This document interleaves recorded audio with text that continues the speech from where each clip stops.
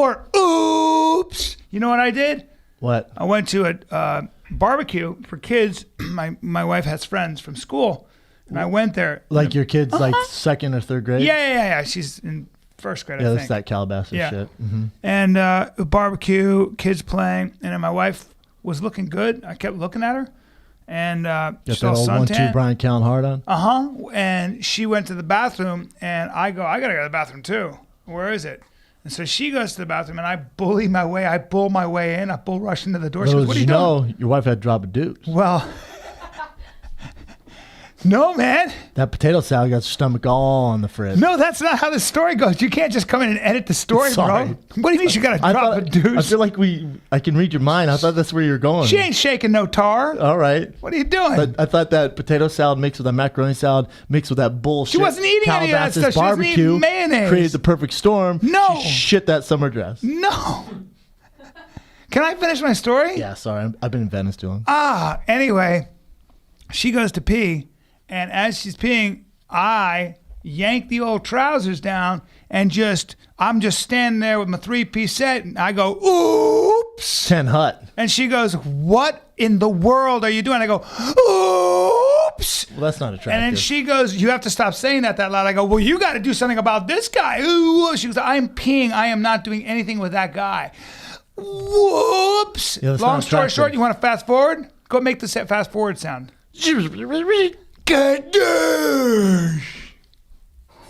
Well, she's your wife, man. Hey, are you bragging that your wife gave you a blowjob? Hey, man. At a barbecue? Don't say that as worse. She's the mother of my children. How do you know? I didn't say that. I said to fast forward it. And how do you know it just was a blowjob? Could have been a gadoosh over the old sink. Your poor wife. Hey, man, I don't know. I'm not spilling beans, but I did come back. And my wife's all embarrassed, and I go, had to take care of some business, and we didn't know the people very well. Hey, everyone, we're back. She got bright red. Well, and our host said, well, this house can create some amorous feelings. I was like, oh man. I was like, seems like hey, guys, it seems like they're down for whatever. Are we all old or what? I know. You never know when you're hanging out with couples in their late 40s, 50s. They of course have to swing. Oh, there's some freaks. Sure. Because they've been together so long. Yeah. You know, in Highlands Ranch, where my brother lives, where my wife is from. Yeah, where your wife is from, and where your wife's parents live, and where my brother currently lives. You know, on the lawns, to let people know we open for business. They leave flamingos on their lawns. Really? Yeah, it's an international sign. Like, come on in. Oh, you see the pink bird? It's time to get... Because I would be driving in like a random house, like, who the fuck leaves those flamingos, which are old school as fuck? Who leaves those flamingos in their yard? Oh, my God. Little old Google search. Really? Oh, it's international sign for we like to party. And by party, I mean we owe them fuck. So come on in. So you can go Google Maps and... Well, I don't even know if Google Maps. Look for the... No. You just got to drive by and hopefully you see one. Wow. Knock, knock, They see one. Knock, knock. I brought cupcakes. Knock, knock. I'm here for the gangbang. Oh, yeah. I like that a lot. Do I, though? Well, you never know who you're getting, Are right? attractive people really putting the pink flamingos on their lawn? Probably not. Probably not. Probably not. Well, my buddy let's just say he was a club owner. He went to pick me up. He was driving me back to the hotel, stand-up, thing. And he goes, I said, how do you make your relationship work? He goes, well, honestly, yeah, he goes, we swing. And I was like, oh.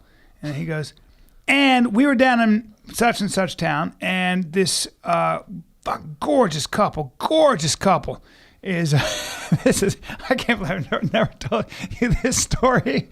You're going to love this story. He goes, this gorgeous couple mixes up, and this guy's like a big-time soap star, a Latin soap star, and the girl's like a Latin soap star, and they're both, and he's like, holy shit, because they're like, he and his girl aren't that good looking. He's like, we hit the jackpot. So he can't wait to get at her, and she can't wait to get at the Latin soap star. So next thing you know, two trolls. Oh yeah, they go up to the hotel room, and they're like, bah, bah, and all of a sudden, kissy kissy, and then they switch off. And he's like watching his wife, and he's watching, and then he's really into this girl. He forgets about his wife. He's like, "Damn, this girl's a smoke show."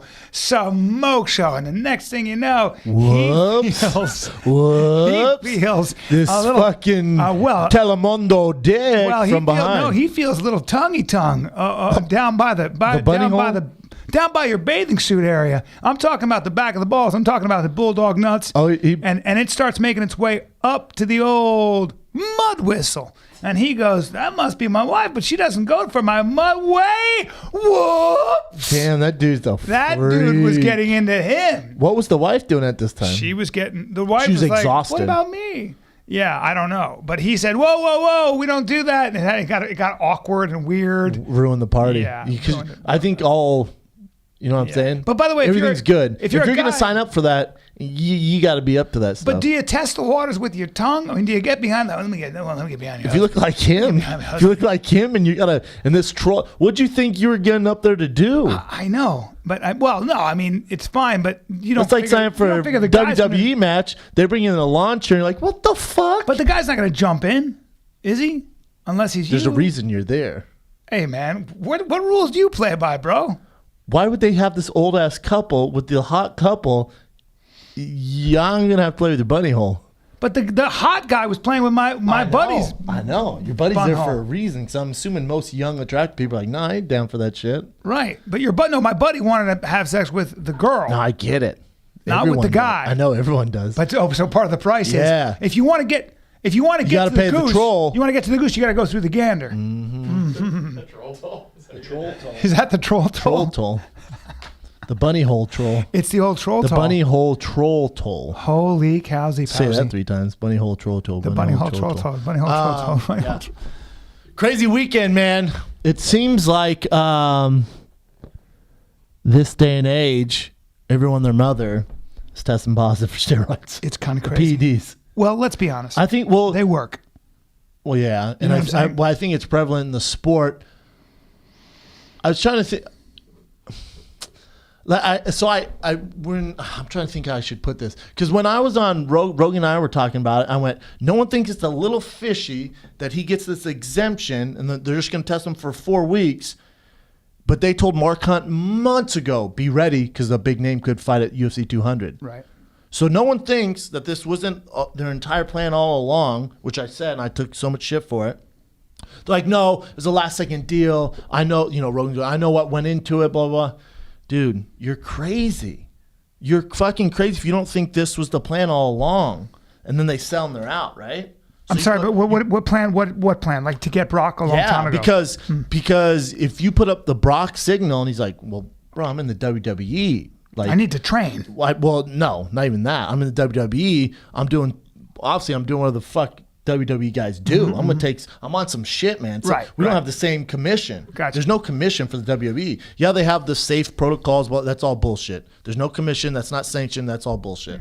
So there's no commission drug testing them, right? There's no state commission governing body that's testing them. So if you're in the WWE, I get it, man. It's rough work. Day in, day not, nonstop. So there's a lot of PED use in that sport. Mm-hmm. Now, if you ask him to fight in the UFC, even if you asked him 6 months ago, his system still wouldn't be cleared.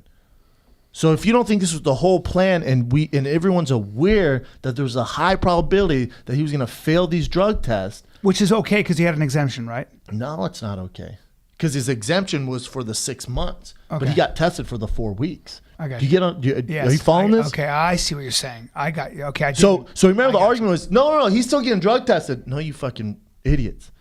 So let's say right now I'm retired, right? Let's say right now I go, hey man, I'll come back and fight. USADA's gonna say, okay, we're gonna test you for the next, I think 4 to 6 months religiously. Make sure you're not taking shit, then you can fight. He got exempt from that. You get what I'm saying? Yes, I do. So then he only got tested for those 4 weeks. Wow. Before the fight. And they're saying, we didn't know he was going to fight, man. So he's only going to test for 4 weeks. They failed that. And so they go, it came out, I think they come out today, Ev, with John. It's estrogen blockers, which we already knew. Chael talked about. We've spoke about this. So estrogen blockers, right? And so now with Brock Lesnar, they're saying, oh, he had asthma. It's because of asthma. That's the card they're going to, asthma. Because asthma makes you super muscular. Yeah, I've taken asthma. Asthma medication makes you. Every time you see people say, that kid with the inhaler, he's like that kid's jacked. You know the kid with the inhaler who's insanely jacked. Most kids with inhalers are. Why is that guy so muscular? He have asthma? Oh, it's inhaler, man. God, you're jacked. I know. Thank God this inhaler. Damn. That's why all those bodybuilders are doing inhalers. Yeah, it's just, it's crazy. It's ridiculous. It's just like, if people would just own up to it. If Brock was like, hey, man, here's the thing. Yeah. Here's the fucking thing. I'm in the WWE. It's wear and tear on my body. I take some shit there. They put up the Brock Lesnar sign. They need me to save the card. I did it. I get busted. What the fuck you want me to do, man? I did them a favor. I made $12 million. Right. All right. See, that's there we are. Is that how much he made for that? He made good money. Yeah. So, I think the real issue here is, and I tweeted out Mark Hunt's whole argument where he's upset. It was very interesting, you know. I sent it to you. I sent that link. Mark Hunt, how he's so upset. He goes, I'm not fighting for the UFC. I want to release from the UFC unless I get half his paycheck. Right. Because he could have gotten injured, he said. This is the problem, though. This is the only problem where he kind of screwed himself. Remember, let's rewind 4 weeks ago when Mark Hunt was saying, I know he's on steroids. I'm still going to knock his juice head out. Right. You know, I'm still going to knock his juice gills out or whatever his exact words were. So he kind of acknowledged that what we all assumed Brock was on steroids, he still was going to fight him, right? He was like, yeah, he's on juice. Who cares? I'm still going to knock his ass out. Right. So now you find out he's on it, and you're like, this is ridiculous. Right. And now I'm on Mark Hunt this. You should get paid. You should be compensated. Yes. Because I think a lot of parties involved knew Brock was taking shit. Ragdolled Mark Hunt like we've never seen him get Have you ever seen Mark Hunt get picked up, slammed like that? That's crazy. A guy from taking 3.5, 5 years off. What? Crazy. It's nuts. So I think Mark Hunt does deserve some sort of compensation. But you can't cry wolf when you knew what it was going. You know what I'm saying? Yeah. That's the only thing. It's like, well, you admitted you thought he was on steroids, and now you're crazy crying. Now it's for sure. Right. He should be compensated. Take all that out. The people who should be mad are the fans who got honey-dicked. It's the ultimate honey-dicking of all time. Think about it. Yeah. Because we were told Brock Lesnar was clean. He's coming back. He's the same as everyone else. He's saving the card. It's all good. All the fans assumed that you were getting a clean product, and you paid $59.99 or $64.99 HD or whatever the hell it is. We assumed that we were getting a clean product. They're the ones being honey-dicked. You know what's funny? The fans, and at what point are the fans like, dude, this is, what the fuck, man? Well, at one point, I'll tell you what they did. In baseball, you see how unforgiving they were of, say, Barry Bonds, etc. They were just unforgiving. I mean, booing him and screaming at him and all that. He can't go anywhere. But with fighting, they seem to be way more forgiving, don't they? You know why? Because they assume everyone's on it. Because they assume. Because so many guys get busted. You as a young fighter, you came into this league. And I was surrounded by it. You were surrounded. And I was going to ask you, like you, all my team, and you're always team. very, very tight-lipped about all this, and all you guys are. And I understand that. Well, it's guy code. But I've had candid conversations with other fighters and with you. You came in when testing wasn't as stringent, and I've heard you say that probably 95%, 90%, and I've heard this figure from other people. That's how high it was for people doing steroids. And so every time it happens, you're just so not surprised. It was that rampant. It's been that widespread. 100%. I think it's it's part so the minute you get in. I think all sports are like that, to be honest. But in MMA, it's just so different because you'll be training next to someone who's doing the exact same amount of work than you or less, and they're performing better, or they're more jacked, or they have better cardio. And like, what is going on here, man? Wow. So hard to compete with the next guy. But it's also combat sports. So if I'm juiced to the gills and I'm ragged on you around, punching in the face, it's going to have a direct effect on your career and your health. Or how about in the third round when you start getting tired, he's not tired, your hands come down, he knocks you out. There's so many ways to get injured when you're dealing with a guy who's on drugs. Take all that out. Pro sports, track and field. It just got announced that Russia's entire government had a doping plan for all the athletes, right? All right, cool. I don't think, not that I can remember right now, I think this is the biggest black eye the UFC's ever taken. UFC 200. You mean with the biggest black guy with Brock and with John Jones? As far as the public, as far as trying to be mainstream, because you sell for $4 billion trying to be mainstream, and your biggest card of the year, which, it sold decent. It didn't sell like UFC 100. Don't get it twisted. It just didn't. Your biggest card of the year, you sign a guy from the WWE, you put up the bat signal, he fails a steroid test, which we kind of knew. You're fucking crazy. Those guys, the UFC brass is too smart not to assume that this was a Well, possibility. they probably assumed he got clean no in time to pass the test, right? Not a chance. Not a chance. So they just knew he'd probably fail. I think so. And then it's Part like, of well, doing- what part can of you doing do? business. 1.2 million sales. Yeah. Thank you. Yeah. Who's going to be like, dude, come on, man. So it's just the ultimate honey dicking. It's just the ultimate. John Jones was the tough one. John Jones is a tough one. That was a tough one. John Jones is a tough, but again, it's like we knew Brock might have been a one and done, whereas John Jones is supposed to be your champion coming back.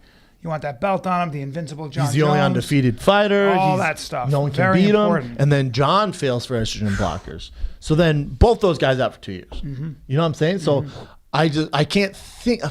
I mean, I'm sure some fans will be like, well, what about this one? I can't think in regulation. I can't think of a bigger black guy the UFC's taken in a long time. And again, this as far as guys failing drug tests with the Brock thing, I think so shady and fishy. So shady.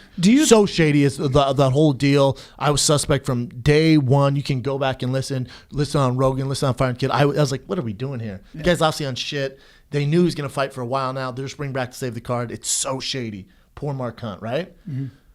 But I can take that. The John Jones thing, it's just... Do you think that the UFC would be more exciting and even more popular and would have even... would it be more exciting and more profitable if the UFC had no rules and was run like Pride was back in the day? Well, then... And I guess what I'm really asking you... Would it be more exciting? Yes. Would it be more exciting? Because guys would be faster, stronger. It wouldn't grow. The sport would not grow. Okay, because it'd be too Who brutal. would sign their kid up for that? Right. Who would aspire to do that? Because you have these behemoths who are just juiced to the gills. But then, so now you're talking about WWE. Now you're talking about the WWE. But then they're not really fighting, so there's no repercussions. The guys look how you want your superheroes to look. Right.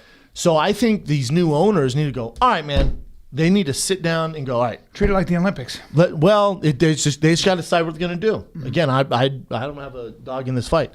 They just need to sit down and go, all right, man. Are we headed more towards the Vince McMahon model, which is what they've currently been doing, which is kind of fizzling out because we can't bank on these stars right now? Or do we want to make this thing legit, try and compete with the NBA, NFL, and all that stuff? I think they have to figure out. It is entertainment to a certain point, but it's also competition at its finest, right? Two men fighting. Yes. There's nothing. I love it. There's nothing more pure than that. 100%. So I think they need to figure out, and that's the issue they're going to have. Do we keep going down this WWE route, which I think makes it? I think it's such a mistake. I think it makes the sport so cheesy. It's not even funny. Right. It's not. Leave that WWE shit in the WWE. That's all fake. Let them have that world. I'm not hating on them. What they do is a tough job, but it's not a sport. It's just not a sport. Right. Because Brock Lesnar can go compete in SummerSlam next week, 2 weeks. Yeah. That's how you know it's not a real sport. What are you talking about? So with the CM Punk thing, you just nix out all those gimmicks. This isn't a circus. It's the most real sport in the world. It is. So their challenge is going to be, all right, man, there's so many ways to lose. We don't have any stars. John's out. So many ways Brock to lose. Lesnar's done. Ronda, we don't hear from anymore. Connor, if he loses one more, that star is fucking faded. That's going to be interesting. So then who do you have? And go. That's right. That's the issue. You have a lot of tough guys. The way you know how I think as a fan, and taking nothing away, but you then have a whole bunch of real tough guys, and every time they fight, it could go either way. And I don't think that's Celtics. Yeah, that's not as exciting. You have to have a dominating force. Right, because what you see is two guys grinding out who are highly skilled and dedicated. But doesn't boxing go through this? I mean, right? And don't get me wrong, UFC is going to be fine. They're going to have their day where they're coming back up. Right now, if it's lows and highs, it's a low right now as far as celebrities, big stars. I feel like boxing is different in terms of the fact that it's very specific and like it's just punching. It's very fast. It's very it's 12 rounds. Well, so. no shit. I know the difference between boxing. No, I'm saying, but I'm saying as far as stars. You had Floyd Mayweather, who's the biggest pay-per-view draw of all time, because he's undefeated. No one beat him. Manny Pacquiao. You have Canelo. You have Pacquiao. You have Triple G, who's coming up. Yeah, you got Andre Ward. You have Wilder. Yeah. Ward doesn't fight enough, but he's a star. Yeah. You know, you have Chocolatito. You have these guys who are undefeated. again, that's a big issue, is that you can, in boxing, have dominant fighters for up to 5 years. You can in UFC too. Look at John. You can. He's a rarity. For 6 years. I just wonder, as these guys get better at striking with these striking coaches, they have teams around them. They can find out where your weaknesses are. The gloves are small. The margin for error is so much smaller. You know what's going to have to change? The gloves? Nope. The public's perception of what a star is almost. Because if a guy loses a fight in MMA, it's different than if he loses in boxing. Does that make sense? Yeah. Because if, trying to think of someone right now. For example, Jose Aldo.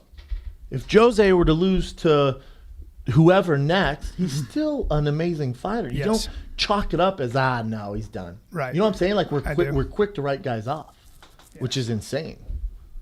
You're right. You're right. I think that's a good point. You know what I'm saying? I think that's a very good point, that the perception of what a star is has got, well, I don't know, man. I still think it's a challenge. I think trying to change perception is very difficult. That's going to be insanely difficult. Do you, again, and this is where the new brass and, Dana White's still on board. The Fertittas are the only ones out. This is where the new brass needs to figure it out. Do you hire a publicist and a speaking coach who helps the WWE guys to help the UFC guys? So in other words, you're creating some drama behind the scenes. Well, they just have to get better. So for example, when Conor gets on the mic and talks shit to Aldo, or Brock Lesnar, or Frank, name some, Chael Sonnen, you go through the list of guys who are good on the mic. Well, they've rehearsed those things. Sure, they're also very good at. They're also personalities. 100%. That's not a bad idea. Well, in the WWE, a lot of those guys are kind of introverted. They're not the most outgoing guys. But they're scripted. They're scripted. Yeah, that's a very interesting idea. But again, which road do you want to go down? That's a.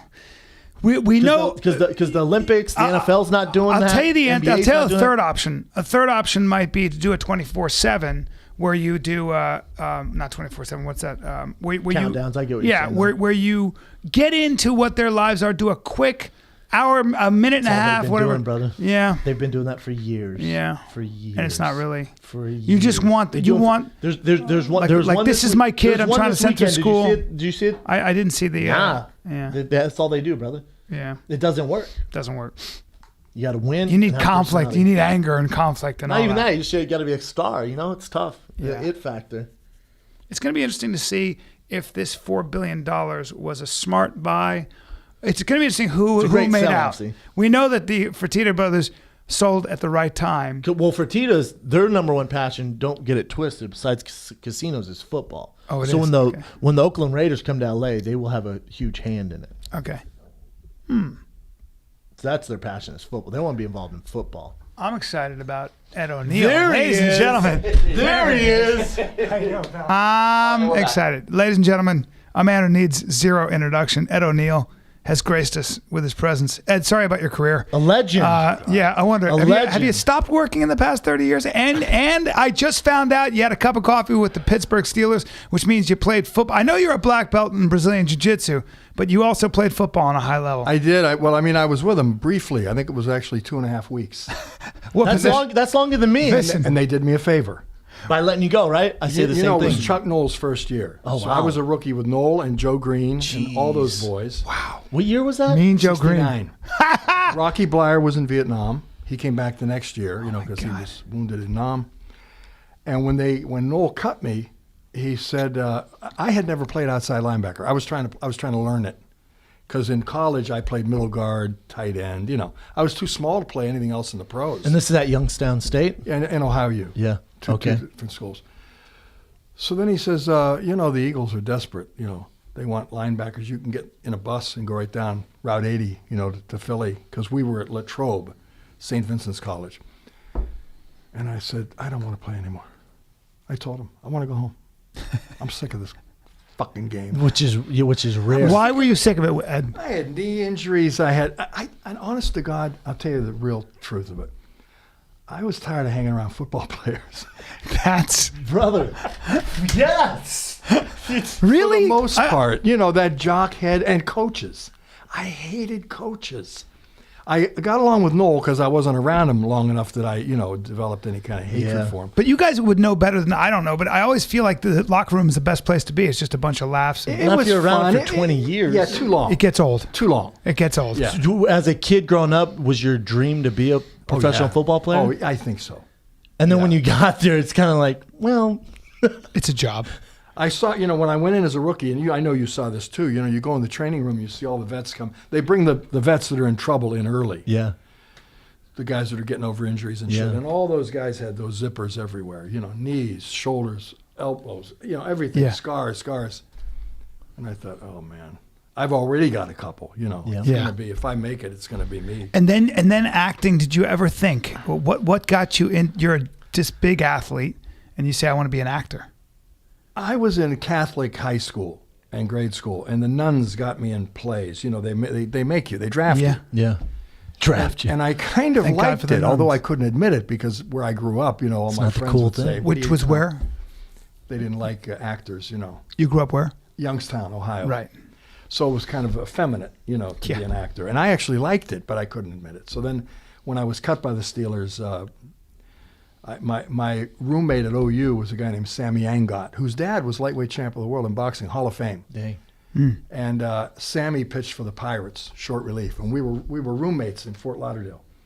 And then, neither one of us had a clue.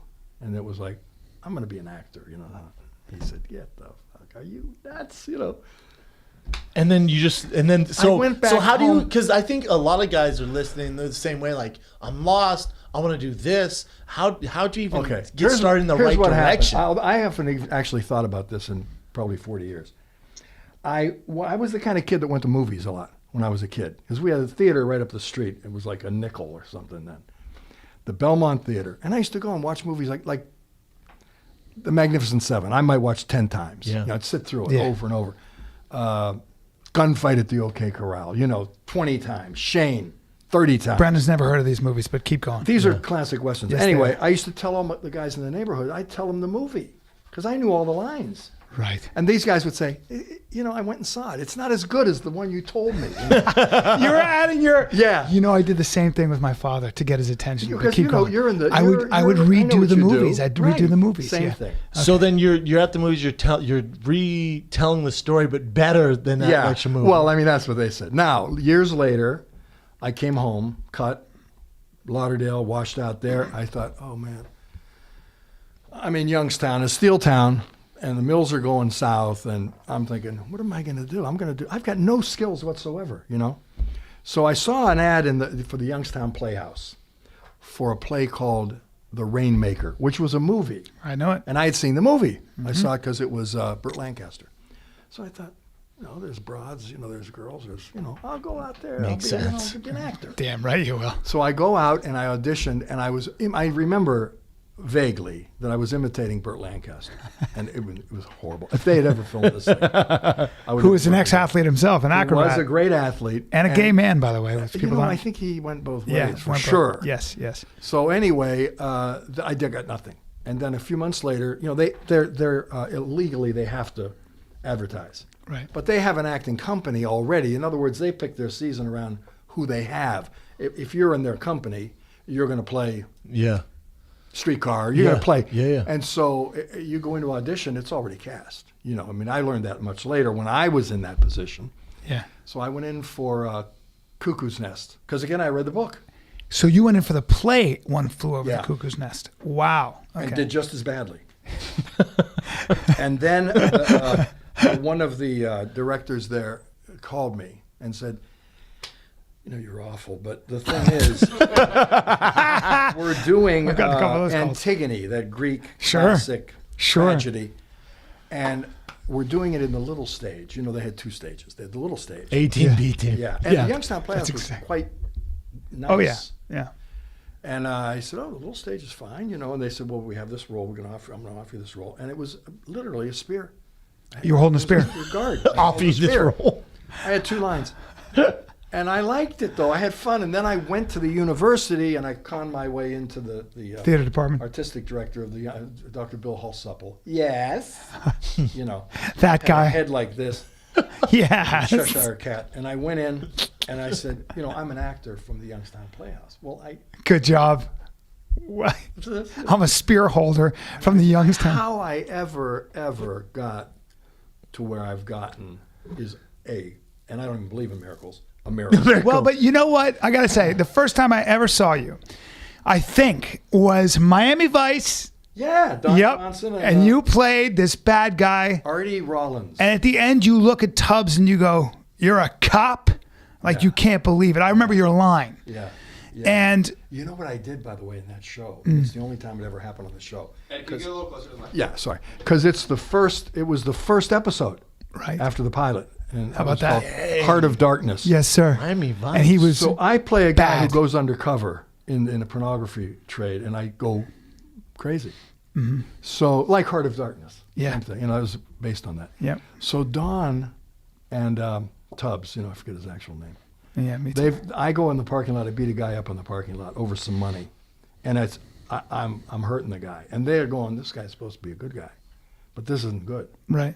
So they stop me from the beating, and in the scene, I turn on them.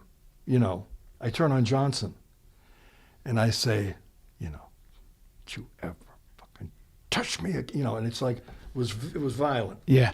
So we do the take, and the guy was John Moxey. He's an English director. Wonderful. Moving on. And Johnson said, "Could I have a word with you, please?" I see him walk away with Moxey. He comes back and he said, "Don wants to do it again, but you can't be so scary." Don't be so big. He's the star of the show. I said, "I don't give a fuck what he is. I'm just down here for one show. That's a good take. I'm done." Yeah. Wow. Is that what you said? Yeah, and they kept it. Oh. Dang. And of course, that's the only time He didn't that ever want to happened get. in the series. He didn't want to get alphaed. Exactly. He did He's not the want to get star of the alphaed. show. Oh, and then Egos. you know what he said? You know what they said? Tubbs and now I was right out the street. Yeah. Yeah. This time, and Tubbs said, "Yeah, man, because there was a little argument because we wouldn't take that in real life." I said, "You'd take it." Fucking take it and you'd like it. These were two little guys. Yeah, two little guys. Oh, you're gonna take You it. would have cleaned the floor with I him. actually told him this. Oh, you're gonna take it. Typical macho Take it and actors. you'd like it. So Dude. at what point did you realize you can do this for a living? Is it after doing shows like, Miami Vice? Because that was a big show to get. I was living in New York at the time, and I had done a play at the Playwrights Horizons, and then the casting director brought me in for Miami Vice, which was a new show. Me and You guys got to know just Bruce very Willis. quickly, like Playwrights Horizons, where they did a lot of new plays. Yes. It was a real artistic hubbub. I Yes, did several that's plays. right, Yeah, I that's love right. it. And I did a number of plays with them. And then Bruce was the daytime bartender at Cafe Central. I used to drink over there with he was like Jersey kid. Yep. I can't get arrested. Yep. So I get the part from Bruce. And so, and naturally he goes, "Fuck," So I go do the part. I come back to New York. I said, "Where's Bruce?" Because I went in to get a drink. He said, he's out in L.A. They got him in a hotel out there. He's on hold. Let me guess. For a little show called Moonlighting. Exactly. Damn. And they kept him 2 weeks in the room on Avenue of the Stars Yep. because she didn't want him. Sybil Shepherd. Really? Shepherd didn't want him. Who I never heard of this guy. He's a I've heard bartender. stories about. Yeah. They hated each other. So, but they couldn't find a guy that was better than Bruce, and that was perfect in the role. And Perfect in the Bruce role. went, That was it. He was great. I kept slugging along. You had this thing. I remember Married with Children. It was like, I don't even know how to explain it as an actor. It was as though you were in on the joke somehow. The character was just, you were doing things you can't get away with. Right. I don't even know how to explain what I mean. You were doing shit. It evolved to that. It was just it never great. got old. It never got old. It was my brother's. We never missed one. It was never a got funny old. show. The writers were funny. Yeah. Did you know how big of a deal it was going to be when you landed it? It was such a... I was playing handball at the Hollywood Y. I was out here for something, and I get a call from my agent. By the way, I'm sorry to interrupt you. That's what I mean. When you were doing that show, it was as though this guy's pulling it off, and he plays handball. What's the handball player doing? Why is he? But you nobody believe. played handball. But I believed everything you did. What were you saying, and you were a great actor. It wasn't like you were the stylized actor. You were a blue collar guy. He's a guy's guy. And I believed, Yeah. like a blue collar guy actually wandered on set and wasn't even acting. He was just fucking saying lines. That's what I mean. Well, when I went in to meet it was Michael Moye, Ron Levitt. Michael's a black guy from North Carolina, and Ron was Jewish from Brooklyn. And they were a comedy team. They look like gas station attendants. I swear to God. Yeah. Bad teeth, and they're eating chocolate bars and throwing rice. darts. And so I brought my bag in because I had been playing handball. Well, handball players have 20 gloves hanging off the bag. I didn't know all that. Sweated through. You got to keep changing them or the ball will slide on the wall. Sure. So, what is that? They didn't even know what it was. Levitt knew because he was from Brooklyn. But I told him, and then they said, would you mind reading with us or read a scene? And I said, yeah, I'll read. And it reminded me of one of my uncles, the character Bundy, who was actually a judge, but he was the funniest guy you ever knew. And he had, but see, apparently, from what I understood later, most of the actors, and they saw everybody, thought of it like Gleason in The Honeymooners, right? Yelling and mad and angry. And when I read it, because of this uncle I had, I thought everything goes wrong and he expects it.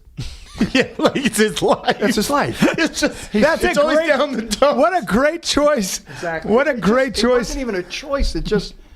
So when I read it, it was like, home from work, and she'd say, Al, I ran over the dog today. It's dead. The driveway. Backed over it. What's for dinner?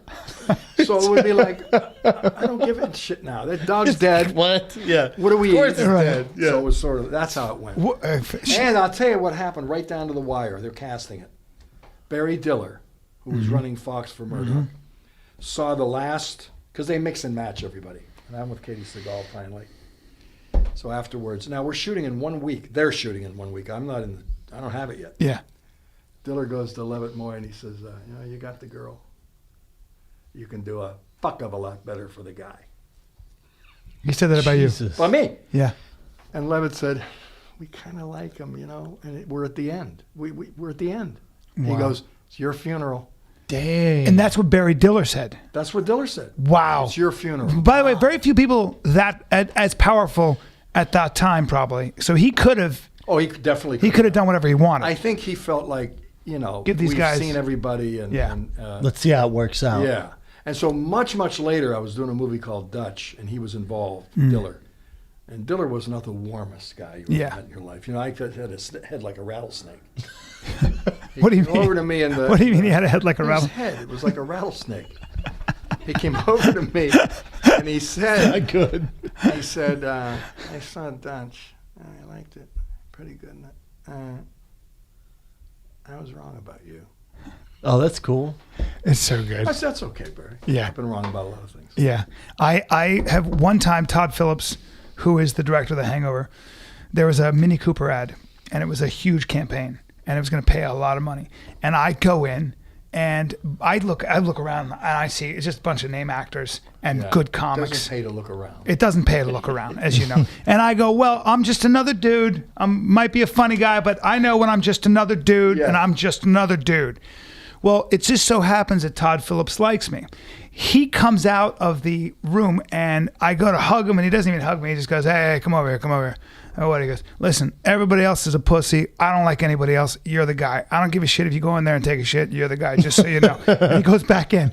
Well, I had to do a kung fu fight.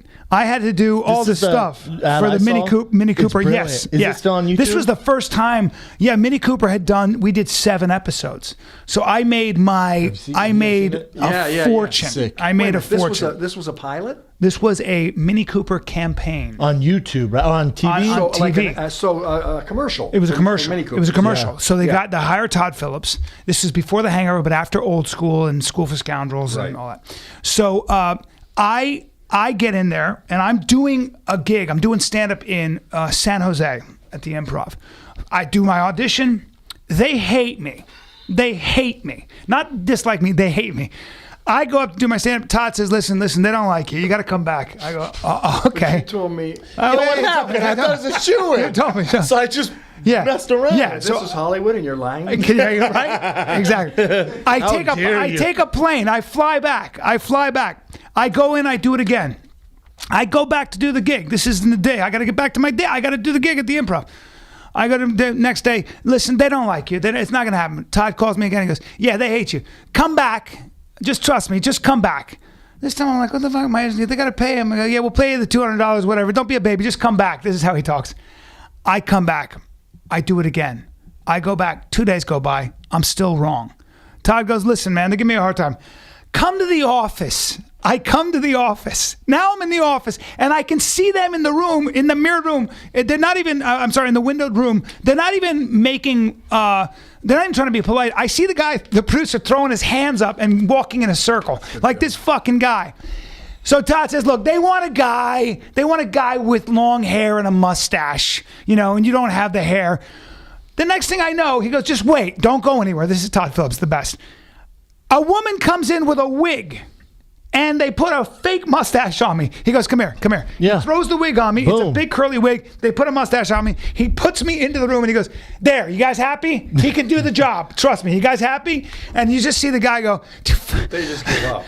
I go back out. He comes walking, and he goes, the producer comes in and goes, congratulations, you got the job, and just walks out. He's so and then pissed. You killed it. Dude, I They're killed great it. if you haven't seen them. The first hour, they come up and said, we were wrong. You're great. That's great. I mean, sometimes you got to cram it down. But Ed, how many times were you told? Like, how many auditions did you go on where you told no? No, that's what's amazing to me with actors. Like the ones you see on TV or on the big screens. My small experience with auditions, which I have a funny story. I went on one last week, but my small experience with auditions.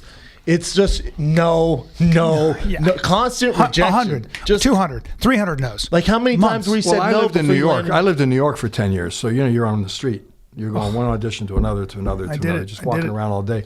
So you audition so much, you wouldn't take it personally after a while. It would just be. You get thick skin. I don't know if this happened to you. You have to, because you almost expect it. Yeah, because in sports, like I'm sure. Granted, you didn't want to play anymore, but even college or high school, if you got cut from a team, it's a little different because it's more personal. Yeah. Oh, yeah. Because in acting, I feel like if I go on this audition, all right, I'm just not your guy. You don't like me. But you remind them of the uncle they don't like. Yeah, or, whatever reason. Maybe my size. But in football or fighting, if I get cut from a team, you're just not good enough. Yeah. It gets pretty personal, though, when it comes down to you and two other guys, and you're hoping for it, and you haven't worked in 4 months. But tell me about this. When I remember auditioning in New York, which I did for years, 7, 8 years, and you would go from audition to audition, and because New York, especially back then, in the heat and the smog, and you'd get a brown layer of just mung on your neck and your face. Remember that? You'd be in the elevator and you just wipe it off, and you'd go in, and once in a while you get the job. I used to take naps on benches. Yeah. Because I was I was walking everywhere. I had the bag. Yeah. I still carry the bag. Yeah. Where is it? You walk in with it. You walk everywhere. I would carry a bag. You walk everywhere. And I'd go up by the museum cafe or something. The Natural History Museum. Dude, I remember those benches. I'd take a nap. Wow. I've been reading this Steve Martin book on it's called Born Standing, and he talks about how he was just grinding it out, and they started some rooms. No one would show up, but he'd still do the act. And then all of a sudden he started to gain popularity, and he almost hated it. Because he said for the first time he's walking down the street and people would recognize him, and he's always kind of been an introverted guy, but people would come up and almost pretend like they knew him, and he would be on the defense. Was there a point when, especially with teeth in Disneyland? Yeah. Did he? Yeah, started his job at Disneyland, working on the magic shop, all that stuff. Disneyland, doing the banjo at Disneyland, the whole thing. Yeah, for years. Yeah, 6 years. At what? Least 6 or 8 years. What? Yeah. Oh, that's fascinating. You know who I used to have coffee with a lot was, not a lot, but towards the end was Carlin. Really? George Carlin? I met him, and then he came. He did a show that followed our show when I was doing Married, and then I did a couple spots for him, and then we'd have coffee, and oh my God. I bought him breakfast once, and I left before he knew, but he looked old. He was eating at Cora's Cafe, and I just said to the waiter, I go, I'm buying that guy's. Yeah, I said, I'm buying that guy breakfast. Legend. I left before. Yeah, I mean, he's a legend. And was there a time when you were, especially in LA, when you're out in public, you realized how big of a deal Married with Children was? when you started getting recognized? Was it hard for you to deal with It that? was slow, though. It was sort of slow. It was because of, Fox at that time, a lot of towns didn't even get it. It was like, I would go back to Youngstown, for example. They didn't get the show there. Oh, wow. Yeah. And they'd see me like in a beer commercial, and they thought I was, successful for a Pabst Blue Ribbon commercial. Well, now though, with Modern Family, I remember auditioning for that show, and I said to both those guys, to Chris and to Steve, I said to those guys, this thing's going to be a hit. Well done, guys. Once again, you've done it, and it's been what a run, and what a great show. Yeah, we're starting our 8th year. Jesus. And this for you has been Modern. Married was 11. God. 11. And you said this is season what for you on Modern? 8. 8? Starting 8. Yeah. And Dory. And Dory. I'm in Dory. Are you flying privately, Ed? Let's be honest. Ed, I need a jet. Ed, did someone drive you here? Let's get down to brass tacks. And what car did you drive? I want to know right now. I want to know how you live your life. How does the super rich live? I got a call. My manager, Mark Gervitz. He said they want you to do an octopus. I said, for what? Pixar sequel, Finding Nemo. I said, octopus. You got a script? No script. You got a description of what the guy? Nothing. So why would I do that? Pixar. You got it because of money. Dory's a big deal. Well, you do it was a cameo. I went in. I'm bitching. I got to drive to Burbank for a fucking cameo. He's bitching. This is why I love you. The octopus is a big deal. This is what I love about you. This is what I mean. This is why you're so accessible, because you're that guy who's still. I got to Burbank to do the voiceover. You still don't know that you've made it. I actually believe that. You still don't know that you've made it. I'll tell you a funny story. That's true. I'll tell you a funny story. I did a show with Baz Rutten, and that show they had. MMA Live? Yeah, Live. Inside MMA. Inside MMA. Yes. I love that guy. So I'm sitting there, and we're back in the green room. This is not on the air, thank God. And Boz is talking about punching, and the guy said, you don't know how to punch. It's something like that. And I said, yeah, I agree. The punching's sort of a lost art. But that goes way back. I'm going my history of things. He said, well, Boss, if you ever see his hands, he's got this knuckle here. It's like this. Mm-hmm. He said, I crack guys right here. Knocked a lot of guys out. I said, it's a bad place to hit a guy. You said that to Boss? To him. What Boss say? What? I said, you never land with this knuckle. You break your wrist. What? I said, no. Where do you aim when you throw a punch? Where do you aim when you throw a punch? Where do I aim? Where do you aim the knuckles? If you want to hit a guy in the jaw, I mean, I'm turning it over so these are landing. Usually I'm trying to displace the best pressure. Place to hit a guy is this knuckle. So you want You're saying the third one in. You want a 3-knuckle landing. Why do I say that? Because that's the power line. If you want to follow your weight in. Correct. The weight, boom, you hit him like this. Now, you can turn it over. Yeah. If you throw a hook, for example, you're going to turn that hook over. But you're going to land from here down. If you land here, you break your wrist. Mm. If you swing way out, like the guy who knocked out Dos Anjos, your weight's coming this way, right? Right. The arm's out here. It's an arm punch. Sure. And by the time you turn it over, no power. You're landing like this. None of those guys, Dempsey, Johnson, Lewis, none of the great punchers, Marciano. Yeah. None of them punch with their hands like that. That's why they had very few hand injuries. True. What'd Boss say about that, though? Didn't agree. Yeah. Didn't agree? I said, well. Did you say, I'm on Modern Family? I said, I didn't make this up. Do you have any boxing experience? Yeah, a little. Yeah. In Youngstown. Everybody boxed in Youngstown. Ray Mancini's a good friend. Boom Boom. I love Boom Boom. Boom Boom and I gave myself a concussion rolling in front of Boom Boom. He was watching me roll with this giant French guy down at Street Sports. Oh, yeah, with Renato Magno. Yep. And I was rolling with this guy, Pasquale, and I think that's his name. And it was right after 9/11, and I was fighting for America, and I was not going to give up. And he was way bigger. And I'm telling you, we rolled for 40 minutes, and I gave myself a concussion. And all I remember, impressed Boom Boom. Well, Boom Boom looked and watched the whole thing. I was not going to give up or tap in front of Boom Boom, and he went, "Bri, you're my hero. You're my hero, Bri. You're my hero." And that's all. And I'll never forget it. And I did my job. That sounds like Ray too. And then have you seen his documentary? Yeah, I'm in it. That's right. I was there at the opening. Yeah. Because we're from the same town. That's right. It's amazing, man. I knew his dad, his mom, his sister. What a crazy story. Oh, his brother got killed. Yeah, insane story. His brother got killed? I didn't know it. Yeah. Oh, jeez. Oh, yeah. You got to see it, B. It's insane. Really? Yeah. What a life. He would always tell great stories about, my father always said, everybody's a tough guy until they're not. Until they're not. Legend. Lives in Santa Monica. No, he moved now. He's back in Youngstown. Oh, is he really? Oh, yeah. He's back in Youngstown. Went back to the old roots. How's he doing? He's doing okay, actually. You know, he should be in Youngstown. Youngstown loves him.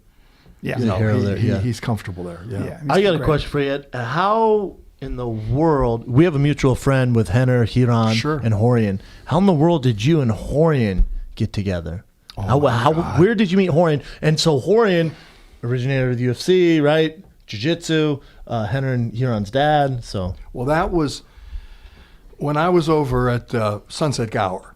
John Milius had an office over there. Now, do you know John Milius? John Milius directed Big Wednesday. Big Wednesday. And a great he wrote director. Apocalypse Now. Yeah, wow. amazing. He wrote Wind in the Lion. Big deal. Sean Connery. Oh, a legend. But John oh, Milius is one of the greats. okay. And so anyway, John is quite a character too, if you know him. Is he? Yeah. And anyway, he was taking jiu-jitsu when they were on Carson in Torrance. Big burly guy. Big heavy Yeah. guy. And his son Ethan was a purple belt at that time. Oh, you got to meet these guys. And this was just after Hoyce, I think, won the UFC. I don't know which one. So it's like 93, 94? Yeah. So you got to come meet him. I said, John, is that the guys? They wear pajamas and they you know, it's like a kung fu. I didn't know anything about martial arts. Nothing. I knew about boxing. Yeah. I knew about a little bit about wrestling, even though I wasn't a wrestler. But I said, it's in Torrance. I don't go to Torrance. I go to New York City more than I go to Torrance. Yeah. Anyway, he badgered me for 2 years. So I said, all right, I'll tell you what I'll do. I'll meet you there. Give me the address. No, I'll pick you up. I said, no, I'll meet you there. You got a class there? Tell me when. So I drive down it. You know, I can't find it. Torrance.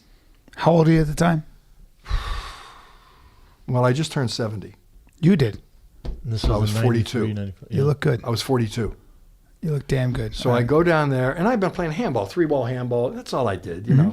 And so I go in, and John's rolling around with Horian. So I'm looking, and I'm thinking, the place is clean, you know, it's very clean. I don't know what they're doing. So then they finish, they come out, and I'm introduced to Horian. And I said, oh, it's nice. It's clean, man. The place is clean. And hear a lot about you guys. The place is clean. I'm being, you know, I don't know anything about them, really. Sure. I never heard of Hickson. Yeah. None of those guys. Yeah. So I said, look, okay, I got to go because, you know, it's rush hour traffic. I want to get back. I'm way over here in Venice. No, you have to have one free class. 15 minutes, Ed, come on, for free. So they get me a gi, I come out. I go in the little room, you know, Milius is grinning, you know. I said, okay, I want you to lay on your back. I'm going to sit on top of you. So he sits on top of me. I don't feel any weight. You know, it's all on the knees, you know. Yeah. So I'm going. Now, I'm at the time maybe 230, 225. You know, Horian's 170, Yeah, 175. light, thin. Yeah, thin. He said, okay, this is what we do. It's very simple. If your life depends on it, can you get me off on top of you? Now, he's sitting straight up in the air, you know. If my life depends on it, yeah, I could probably get you off. I don't know. Yeah, because you play football. After that, everything, you know, but yeah. I could probably buck, I'm thinking. Yeah, I'll buck you off. You know, I'm just going to explode. I'll buck you. I'll gonna do explode. I'll do the American buck. You know, and how long will that could take me? Yeah. 5 seconds. I know. Right? So he says, that's it. That's the test. Just go crazy, get me off. If your life depends, like, you know, you're in your house, you come out, the bad guy in the hallway trip you, he gets on top of you. I'm on top of you. Play Your acting. children down the hall. I love it. What do you do? Bringing the kids in. I said, when do you? He said, whenever you want, go. So naturally, you know, he slips the hooks in, you know. Grapevines your legs. And I go nuts, and nothing happens. And I'm keep back, and I'm in 12 seconds. I'm exhausted. Yeah. He goes, okay, breathe, relax, breathe. I'm going, God damn. So he says, okay, how do you feel? I said, I'm okay. He said, okay, I want you to get on top of me. So I'm all set to say no. Whatever it is, no. Right. He said, can you hold me down for 4 seconds? 4 seconds. 4 seconds. I go, 4 seconds? This is a good sales pitch. 4 seconds I can do. This is what they do, yeah. This is a great I'm sales 230 pitch. pounds. Yeah. I can hold you down. That's it. That's the end of everything. You go home after this. So I get close. Come on, Ed. I grab him. He goes, I'm Ed, like a man.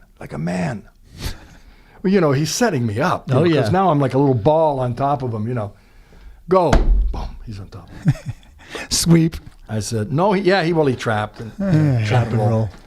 So I said, how did you do this? He said, that's what we do. I said, okay, I got to learn this. Got to learn it. He said, Ed, come on, it's okay. I just want to show you this, and you don't have to feel the pressure of coming down here. I know it's a long drive. When can I come? Yeah. Change your life. When? Yep. He said, tomorrow. I said, what time? Men They isn't do it that funny? they do that to everyone to piggyback on this, B. But because I was 4 or 5 years in the UFC, and I've done jiu-jitsu with some of the best in the world. Then I go in to meet with Henner and Hiran because Henner was at a gym I was training at in Orange County. He just came in there to roll the guys. And my buddy, he knows I love jiu-jitsu. He goes, you got to roll this guy, Hiran. I've heard of him, just in the circles. Oh, amazing. We roll, and I'm just like, what the hell's going on here?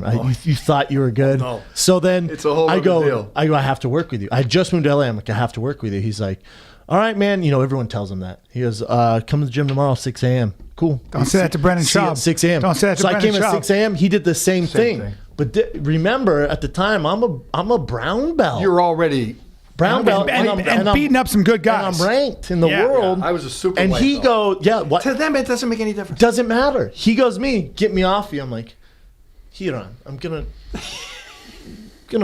buck you to the. But this is how they sell their fish. to as they Mars. say. Oh no! No. Same experience. thing, right? Same. And then you're at the famous Torrance Academy, and it was the first sign in my life that I made the right decision, move from Denver to LA. When I was sitting on those empty mats, and Henner and Hiran were there to train with me. I watched Henner take you and some very well-known fighters and pretty much do whatever he wanted to. I brought Bryan into the room as a private room with Henner, a lot of well-known UFC fighters. Well-known. And because I'm trying to tell Bryan, those guys are from a different planet when it comes to jiu-jitsu. It is true. But I to get paid watch to Henner, fight guys, to watch but Henner do it, They've been doing it since they've been in diapers. So anything I'm going to do, Well, you saw that Gaval couldn't do shit with Henner. nothing. Or Hiran. well, because Nothing. they've been doing it so long that they're ahead of you. They can feel what you're going to do. They're chunking information, right? I'll tell you a great story about the old. See, now I was already like a purple belt at least. I used to train with the old man when he would come in from Brazil. Okay. Privates, Helio. Helio. And Yeah. then Hoyler would be there to translate, even though I understood a little Portuguese because I was Sure. around him so long. But now I thought I was, not good, but I was like almost a brown belt How often were you training? once or twice a week. Okay. That was it. So, but with Horian. Yeah. So I get on the old man, and I'm thinking the old man's 140 pounds. If he's that, and he's 90, or he's 80 Old, this time, yeah. he was 88. 88. Yeah. I'd just say I get cross-side him. I get cross-side him. And he felt like he was dead. There was nothing. Flesh and bones. Nothing. Yeah. So I get cross-eyed, and suddenly I'd feel like my right arm would be like, wait a minute, what's he doing here? I can't move it. He'd trap it, he'd put his hand around and then he would hook it, and he would pull his elbow in tight. Yeah. And now you can't get it out. It's like the Tar Baby and Uncle Yeah, Remus. man. You're stuck. Or he'd put his hand, like if your arm was over here, he'd put it over it and he'd grab here. They're amazing. And then he'd wedge this behind your hip, and then he'd start to walk away from you. And now you can't follow him because he's got this arm trapped, and now he's pushing here. And then you would try to, and then he would roll you. He would go, oh. Oh. You just, oh shit, you'd be gone, And I'd think, how can he do this to me? He's 90 years old. But here's the lesson from Elio. One time I was in his guard, and he put his hand in my collar. And, I went to block his arm, the other arm, and he went for a choke. He had great chokes. Oh, yeah. And I'm fighting him, God damn, I'm pushing. He goes, stop. Forza. Oh, this is, you use too much strength. I said, I know, but he's got the goddamn foot on my hip. He's going for the choke. How can I block the attack without any strength? And so Leo says, you don't block the attack. You block the preparation for the attack. Mm-hmm. There you go. So that There you go. if you put this hand in my collar, Yeah. as this going in, I already put this hand Yeah. on your That's a great life lesson right there. Yeah, and he did that in everything. Everything he did But how do you get that good? That takes a long yeah. time. Well, There's you've got to. stories It's about called it. pattern recognition. Yeah. You've got to have seen that, and that's what I love about getting good at anything. The reason you can great chess players can beat you isn't because they think 5 moves ahead. They used to think that. It's because they've been there 1,000 Exactly. times. They've Literally played. 1,000 They've seen times. that board 1,000 times. They know what you're going to do, so they can anticipate. I had a choke that I liked that I learned from Hiron.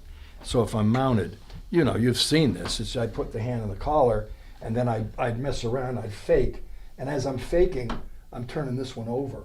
Ooh. So now I've got this instead of this. Mm-hmm. So as I'm faking, Sleight of I might hand. slap your ear, I might just, but this is over now. And then I drag it back and I grab your gi lapel and I pull it and I drop it. And I get so many guys because they don't feel it turning. Oh, yeah. Yeah. And now it's the paper cutter, Yeah. So I'm rolling with the old man, and I'm thinking, I'm gonna catch him in this. I'm gonna get this because It's my go-to move. I got it down, and I'm doing all this thing, and he's just laying there, Not a care in the world. not a care in the No world. Have one pressure. eye closed. Yeah, don't. So now it's almost insulting. Yeah. That's how they do it. So It's now like so I turn it over, I'm slick. I got it. I'm doing this, that, and then I go to grab it, the thing, and as I grab it, he just put his You hand feel a gentle fatherly hand and I looked up. close. No, my son. Not today, my and son. then you find out, like, I could be training all day with Henry and Huron, and then at night all they're eating is acai. It's just Frank Grillo used to train. I can't do. me neither. Man. Frank Grillo used to train with Hickson Gracie a lot. And he would say, and Hickson would count. Hickson would tell you what he was going to do. This is Frank was a purple belt training all the time. He obsesses. He was like that. The way he is with boxing, he was that. It's Hickson, though. It's Hickson. And he would just say, he would count and he'd say, in 10 seconds, I'm going to take your neck. 10 seconds, I'm going to take your arm. man. And he'd be like, you're not going to take my arm. 1, 2, No. 3. He was like the Michael Jordan. Yeah, see, I feel like Did you ever roll with him? Any of you guys? I obviously I've trained with Crone. I've never rolled with Hickson. Right. Crone is the same thing, but just a little bit. Yeah, amazing. Smaller. Amazing. Pound for Hickson pound, was best like I've ever seen. like a little gorilla. Yes. Oh, that's complete legend. And And when he gets on side mount, oh my god, it's like he weighs 800 it's a gorilla. pounds. It's a gorilla. Yeah. So that's what they do to you. Like when they get cross-side you, when they really want to put the wood to you, they make it. Here's the other thing: they make it look like it's an accident, like they're not doing it on purpose. They are doing it on purpose. It's wearing you out too. Yeah, you'll see them. They'll spread their legs. They're cross-side.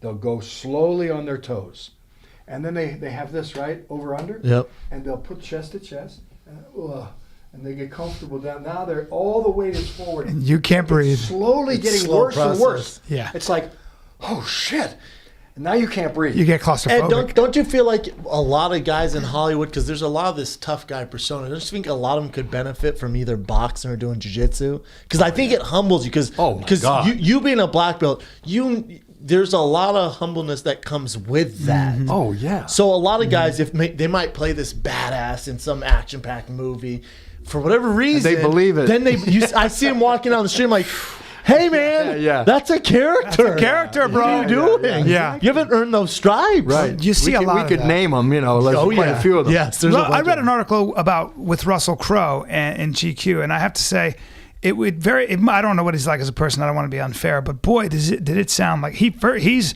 the alpha male, he's the alpha wolf, and the people around him are pretty afraid of him, and he's got some stories, and he's a tough guy according to that article. And I just thought to myself, dude, That's you in need, GQ though. Yeah, you I need don't to believe get in into that a crap. ring. I don't believe in it was that a girl writing about him, and he Well, was, there you go. I There's know. a lot of stories. But you can sense that certain actors There's have certain this guys, yeah, I'm like, bullying, man, it would tough help you guy. out. Yeah. It would But it really go a long way. depends on You don't what get to be a pond- black belt without getting tapped 1,000 times either, Yeah. right? It depends on what pond you're swimming in. Yeah. Correct. Of course. It's like one time Hickson said they said, would you fight a great white shark? You'd like fight it. He said, of course I fight him. First I drained the pool. That's a great way to look at it. I like that I said, and you just said you're 70, and I said you're a black belt in jiu-jitsu, and we were talking before we started rolling. And you said, I just don't want to get beat up. Of course. It never leaves you, does it? No, because it never leaves you. Like the old man used to say, you don't have to win, just don't lose. Yeah. And of course, we love UFC. I watch it all the time. I have my favorite fighters and this and that. But it's not smart fighting. It's not smart fighting. Even A lot of it's entertainment. it's all entertainment. You know better than anybody. It's you're channeled into taking risks you shouldn't take out there. Well, because you're trying to earn that bonus. So in other words, the bonus. In other words, you're standing up and banging when you should be wrestling. Look, even the announcing. Think about it. When you get into a fight, if it's a real fight, the thing you don't want to be is angry, aggressive in your mind, tense, emotional. Yeah. You want to be the opposite of emotional. Correct. You want to be cold, calculated, calm. Correct. As you can be. Correct. It's not easy to be that way, but that's what you strive for. And now, Yeah. they're pumping everybody up. The fighters you see, they can't help it. They're pretty soon, they're ready to go out there and they just exchange. You're right. And then Boxing's not like that. That's a great point. I was just watching calm. Wilder versus Areola this past weekend on Fox. And it's so weird you bring this up because I was like, it's just a different vibe. Because in boxing, there's 12 rounds. Those first couple rounds, they fill each other out. But there's not this intensity. No, but think about this. Aggro too. Think about testosterone. that fight you just mentioned. Yeah. That heavyweight. Yeah. Can't fight for shit. Areola? No, or Wilder. Can't fight for shit. Yeah. Now, is he gifted? He's got length. He's got strength. He's got a pretty good right hand He's shot. athletic for sure. But he doesn't have any kind of technique that's correct. A lot of He's times off that's heavyweights, balance. though, right, Ed? Well, not Because there's, you know what I'm saying? Because the reason he got so far is because it's heavyweight. Yeah, but there used to be heavyweights that could fight. Really good fighters. Oh, well, for sure. But today, there's no fighter. Today, boxing is really basically gone. Because there's no more trainers, no more fighters. Well, you got Gennady Golovkin, you got the Russians who are really good, I think. They're bringing a little more. And you got it. Andre Ward. You've got some great fighters. When's the last time Andre Ward fought? That's the problem. He doesn't fight enough. Harry Greb, Pittsburgh, Pennsylvania, Hall of Fame, middleweight. What are they talking about Mayweather? 49-0. How old is he? 40 now. Yeah, 49-0. I think he's 42 now. Okay. Yeah. Harry Greb was 48-0 in 1918. When everybody was fighting. Alone. Just that year. Oh, wow. Just that 1 year in 1918. That's crazy. He was 48-0. He's fighting too much. He had 300 pro fights. He's fighting all white guys, though. No. He's like Babe Ruth. He fought black guys. He fought Kid Norfolk. He fought tough guys. Yeah, Greb didn't do the color thing because he didn't have a manager. See, when Dempsey was heavyweight champion, he wanted to fight Harry Wills. Yeah. He wanted to fight some of them, but they said, there's no money in this. Yeah. That was, he had $1 million gates. But look, if I gave you an example, if you take, say, Bernard Hopkins, he'll go in the Hall of Fame. My favorite. 100%. In the next couple of years, right? Easy, yeah. When he was 26 years old, I think he was in the joint, but let's say he wasn't. His record would have been 28-1 with 18, 19 knockouts. Mm-hmm. If you matched him with Sugar Ray Robinson, same age, 26. Robinson's record at 26 was 91-1 with 72 knockouts. Now, but Ed, were those amateur fights or those are all pro? Pro. Did they? But pro those guys then. turned pro when they were 16. Robinson had many amateur fights. Yeah. His name was Walker Gillette. Or whatever his name was. There's a lot of amateur God, fights. that's a lot of fights. Fighting the best guys that ever boxed. Yeah. Jake LaMotta, Fritzy Zivic. You can't They didn't have compare it today. Well, they didn't have the because now there's a promotional build up. There's so much money involved. They fight you're not once a fighting year. you're just not fighting a fight anymore. They fight. You can't be a great There's fighter. too much money involved You fight there. once a year. Right. Yeah, They hit these mitts. it's a legit point, Those Ed. guys never hit mitts. Yeah, Heavy bag, speed bag sparring, and they had. There was 10,000 professional boxing licenses issued in New York in the 1940s. 10,000. New York alone. It was There's definitely not 10,000 in the country. It was a sport that insane. people played. It was a sport that you engaged in school, in camp, Yes. in the YMCA. Boxing If you was a were very champion popular and you took American the subway pastime. to work at Gleason's, and you got off the subway and you were walking to the gym with your bag. Get mobbed. There were 10 You get teenage mobbed. kids that would fight Yeah. to carry your bag Yeah. in for you. You get Jeez. mobbed. When Joe Louis fought for the heavyweight title, the results of that fight was on the front page of every newspaper in the world. That's right. And why do you think we've gotten away from that? You think because America's become so sensitive to concussions? I think there's a lot of reasons. That's one of them. The main one, though, was television. All the boxing clubs went out of business. All the Sure. trainers couldn't make a living anymore. no money. Guys like Ray Arcel, Charlie Wheel, they had 20, 30 fighters. Yeah. 4 or 5 champs. Yeah. 5 or 6 contenders. Well, they were working every night of the week.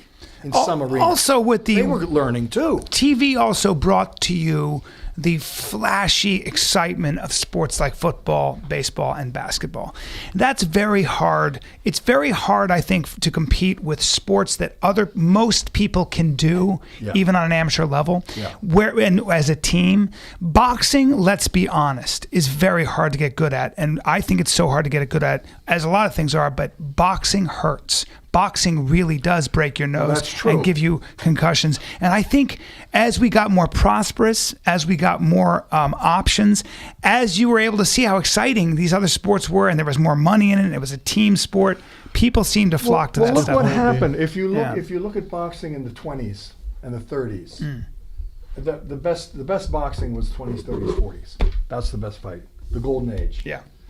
You guys like Archie Moore, guys like Charlie Burley, all those guys. But those guys, you had the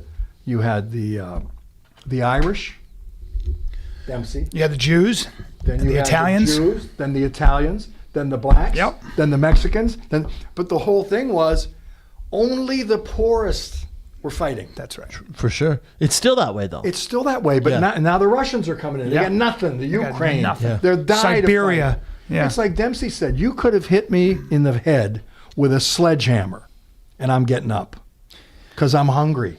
Don't you think back then too, like those guys loved the sport of boxing, they actually loved the fight. A lot of times now, especially with a guy like Floyd Mayweather, granted he was brought up as a boxer, but a lot of guys are fighting for the fame and the money. Yeah. Which is why they're not fighting as frequently, which is maybe you're fighting for the wrong reasons. Well, the other thing, you also get smart about it. Guys who came up pre-Dempsey, we'll say Dempsey because it was 1919.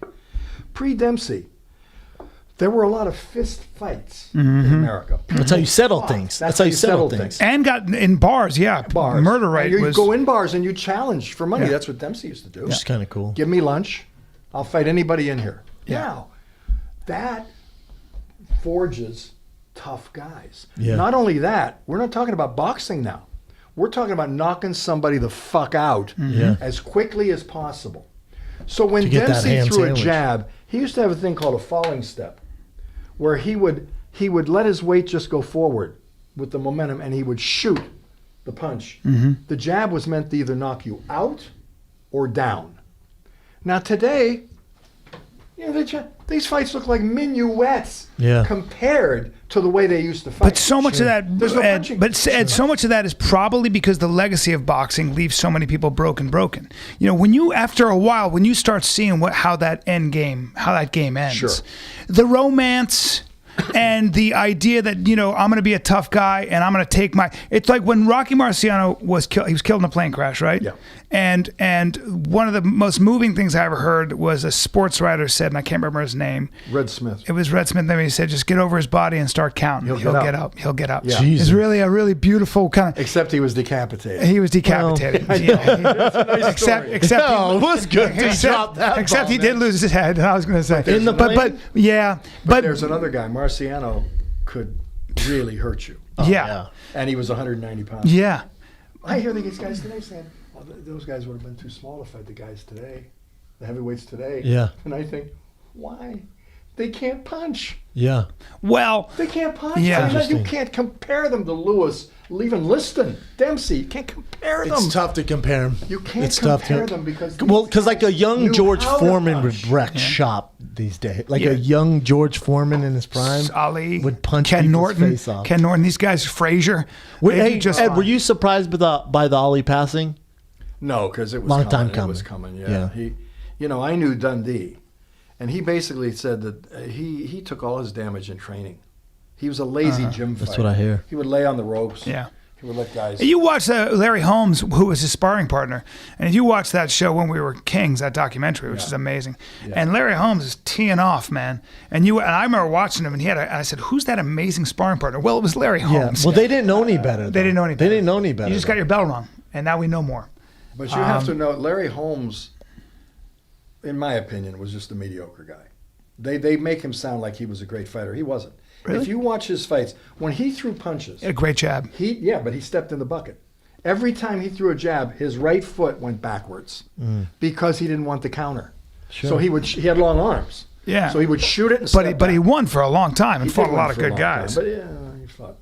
Yeah. He fought. Who are your His time when he was guys fighting. when they were basically shot? He waited long enough. Yeah. Hey Ed, is there anyone that you've worked with a jagillion people who was an actual tough guy in Hollywood? Like you're like, yeah, that guy, you know, like because I feel like for a lot of actors that I meet, like guys like Bryan, yourself, Frank Grillo, you know, you guys are guys. Like I can hang out with you guys, it's all good. But usually when you meet an actor, they're very, I don't know, like very artsy. Yeah. Oh, boxing, no. You know, you can't really talk to them about that stuff. Like, what? They're probably not as aggressive, I suppose. I don't know. Like one actor, I was in the gym, and this is when I was fighting.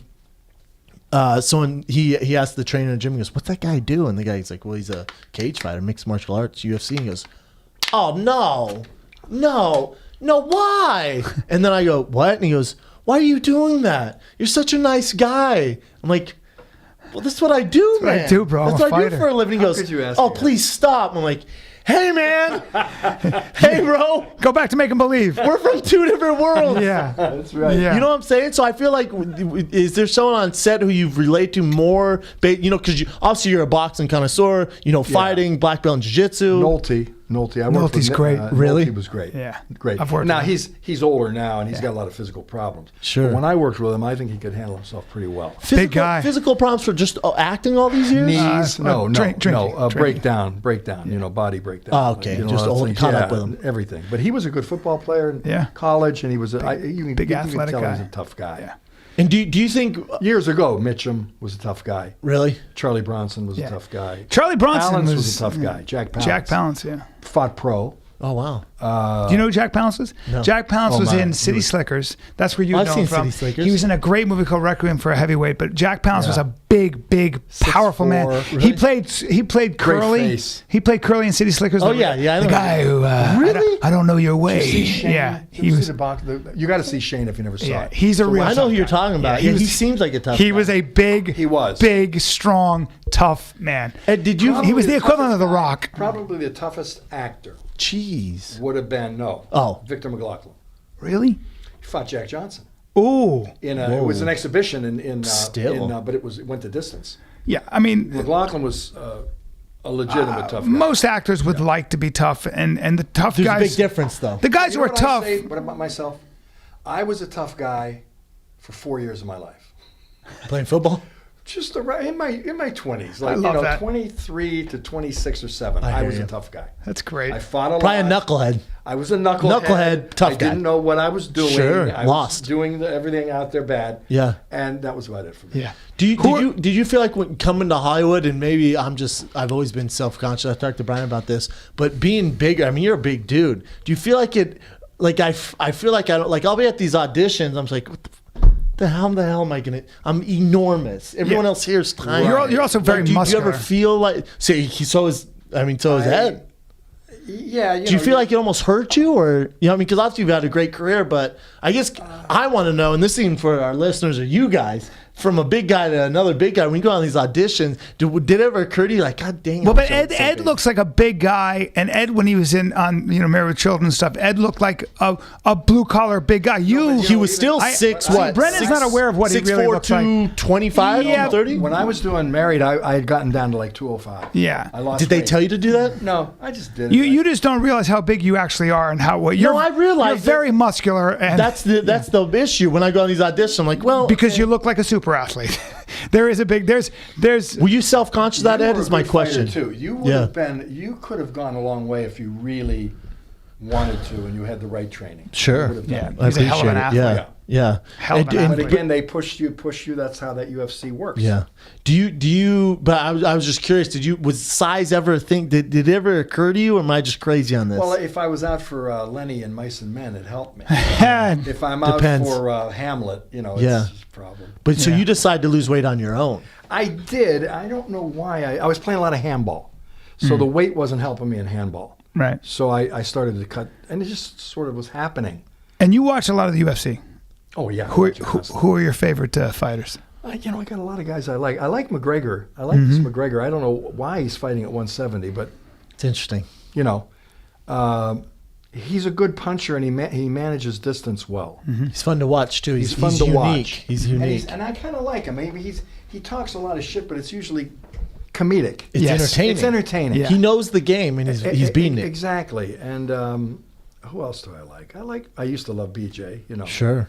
When he was in his prime. Yeah, me too. There's a lot of guys I respect. You all watch players. a lot of it though. I watch them all.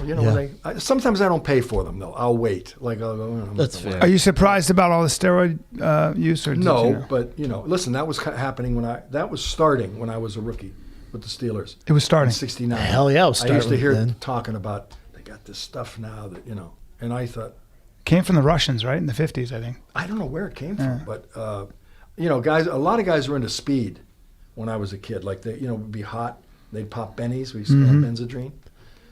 It was real dangerous. Yeah, I was watching this documentary on Daryl Strawberry, and he was saying how he would pop that stuff, and he said the baseball would look like a giant saucer. Yeah. After he's like, I couldn't miss. I would take that stuff and be like, he was also he said dilated, he said the ball it looked like a giant snowball. Yeah, he also everyone else sees this tiny ball. He also did a snowman's worth of cocaine. You know what though? When I was watching that, and it's directed by Judd Apatow for 30 for 30. Judd's a good friend of mine. So it's Daryl Strawberry and the Dwight Gooden story. It's great. How both rookies of the year back to back. It's finally the Mets' year, right? Like this is their chance, and then these two just fall off the rails. But I'm watching it. You know who all I can think of the whole time? John Jones. Oh, sure, of course. Look, these guys don't have a chance. Wow. This is what's going to happen. They don't have a chance. Why do you say that? Here's why I say it. I knew a kid in Youngstown. His name was Ralph Orzechowski. He was a junkie. He was a junkie from the time he was 18 years old. Great Polish name, though. Yeah. Ralph Orzechowski. And one time Ralph was on, in those days they had a methadone thing that was, supposedly to help you wean you off heroin. And I ran into him in the park. He was on his methadone. He had gone and got his little, they drank it. And I said, Ralph, how you doing? He goes, okay, man, just kicking, And I said, how many times you OD? He said 4, 5, 6. They dumped me off, the emergency. I said, are you going to kick this? He goes, fuck no, man. I'm a junkie. And I go, why can't you kick it? He said, let me ask you a question. How old are you? I said, I'm 23. Okay. Can you stop masturbating? That's true. It's like I never heard anybody say that. That's a great probably question. Not. He said, okay, there you go. There you go. Same thing. Yeah. Once you get hooked, I agree. like Strawberry and Doc, these guys they don't have any support system. Yeah. They got money, which is even worse. And fame. Jeffrey John Tambor. Jones. And options. When they're alone. Yeah. What were you going to say, Jeff? Jeffrey Tambor, who's one of my favorite I know actors. Jeffrey, Yeah, he stars in right now in Transparent. I think he's brilliant. Yeah. And he said he was trying to figure out how to play a coke addict. And he was interviewing guys who'd had problems with blow. And one guy said one thing to him, and he got it. And the guy said, I don't know. And he said, well, can you give me? And he said, sometimes I've had times when I couldn't get it, but I thought about it, and I came. Jesus Christ. And Jeffrey goes, that's all I got to hear. Got it. Well, and if you watch this documentary, again, by Judd Apatow, with Daryl Strawberry and Dwight Gooden are talking, and they're like, yeah, they would say, I knew I was getting tested for coke, and they're like, stop it. I'm like, okay.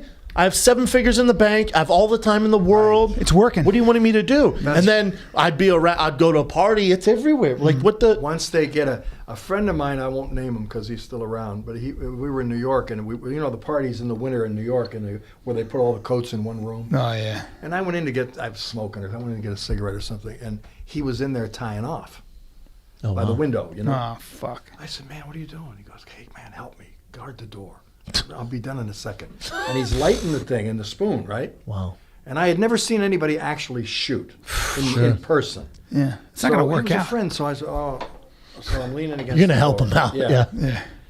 So he ties it off, he gets the vein, and I see him put it in, and he starts this, and I swear to God, it was like that fast. Ecstasy. Yeah, and then he pulled it out, and then he started that nod thing, where I think they're, They call it the lean. they're going. Yep. And I said, hey, man, are you okay? I thought he was dying. Yeah. Even though I'd seen guys leaning in, Yeah, on the but street. yeah. He says, no, man, I'm cool. Go ahead, go. He got a cigarette. I said, you okay? He says, yeah, no, I'll be out in a minute. So I left. So I go out, I'm at the party, and I'm wondering, she's dead in there? 15 minutes, he comes out. How you doing, man? What's happening? What the heck? Everything's cool, man. Yeah. Hey, have you heard that new? He was like completely Is this normal. a successful guy, Ed? Yeah. They say that heroin, because it's a natural, it's a poppy, it's an opiate, is actually something you can tolerate for a long time. Where people will do heroin, like Keith Richards, to get normal. Just to kind of get copacetic. And people can function and on they can it. function on it. That's insane. But when Yeah. I saw him shoot and I saw the look on his face, I said to myself, don't ever try this. Artie Lang. Do this, Oh, I know. You'll like it. Yeah. Artie Lang said the first time he did heroin, and he's talked about this publicly, said it, and he said the first time I did heroin, I shot, my head hit the pillow, and I said, I'm in trouble. That's right. That's what he said, because he knew that and to this day, he says, why would I want to be anything but high like that? Well, I had a friend, Jimmy Hayden, who was a junkie who died from it. Jimmy was a brilliant actor in New York. Everybody knows this story, but he scored from that other actor, that fucking scumbag. What was his name? The guy was in Midnight. Yeah. Yeah, Midnight Express. Yeah. At some place, and then he went back to his apartment. He lived up on like 71st and Broadway, and he was doing great. He was doing Buffalo with Pacino. Get closer to the mic, I said. Huh? No, I said get closer to the mic. Oh yeah, he was doing this play with Pacino. He was really great in it, and he called his ex-wife in L.A. He was talking to her, and she was saying, "Jimmy, are you shooting up?" He says, "Yeah." Now he was what they called in those days like a 4-bag guy, like 4 nickels. Yeah, it's not going to work out. And he was on his 4th. She said, "How many?" He said, 4. But she could hear him getting like slurry, And she thought, it sounds like he's further along than that, And then it was just nothing. And she went crazy, made phone calls. He didn't hang up. And the door had a bolt, so they couldn't get in until the morning. Of course, they found him in the chair with the needle in his arm. Yep. It was a hot shot. Yeah. A hot shot. You don't know. It's just Russian roulette. It's so scary, man. You don't know. Like, I feel like with actors, and you guys would know better than anyone, but with actors or musicians, you work and then you have success, you get paid a lump sum of money, then you have a lot of time off. Yeah. With that time off, I mean, maybe you have another season come down the road, whatever it is. But that time off, it's tough, man. Yeah. Boredom and a lot of money and fame is trouble. It's also a personality. Look at the kid that just died, in Soho, or in Tribeca, the great actor, 3 Dames. Not Heath Ledger? Yeah. No. 3 names? Lately, just a year ago. Thomas Philip Seymour Hoffman. Philip Seymour Oh, Hoffman. my God. There's a guy. He's brilliant. Yeah, phenomenal. He couldn't stop. Couldn't stop. He couldn't Could stop. not stop. Yeah. It's so bad. But it also depends on the type of person. Some people have a predilection for addiction, and they've done all these studies.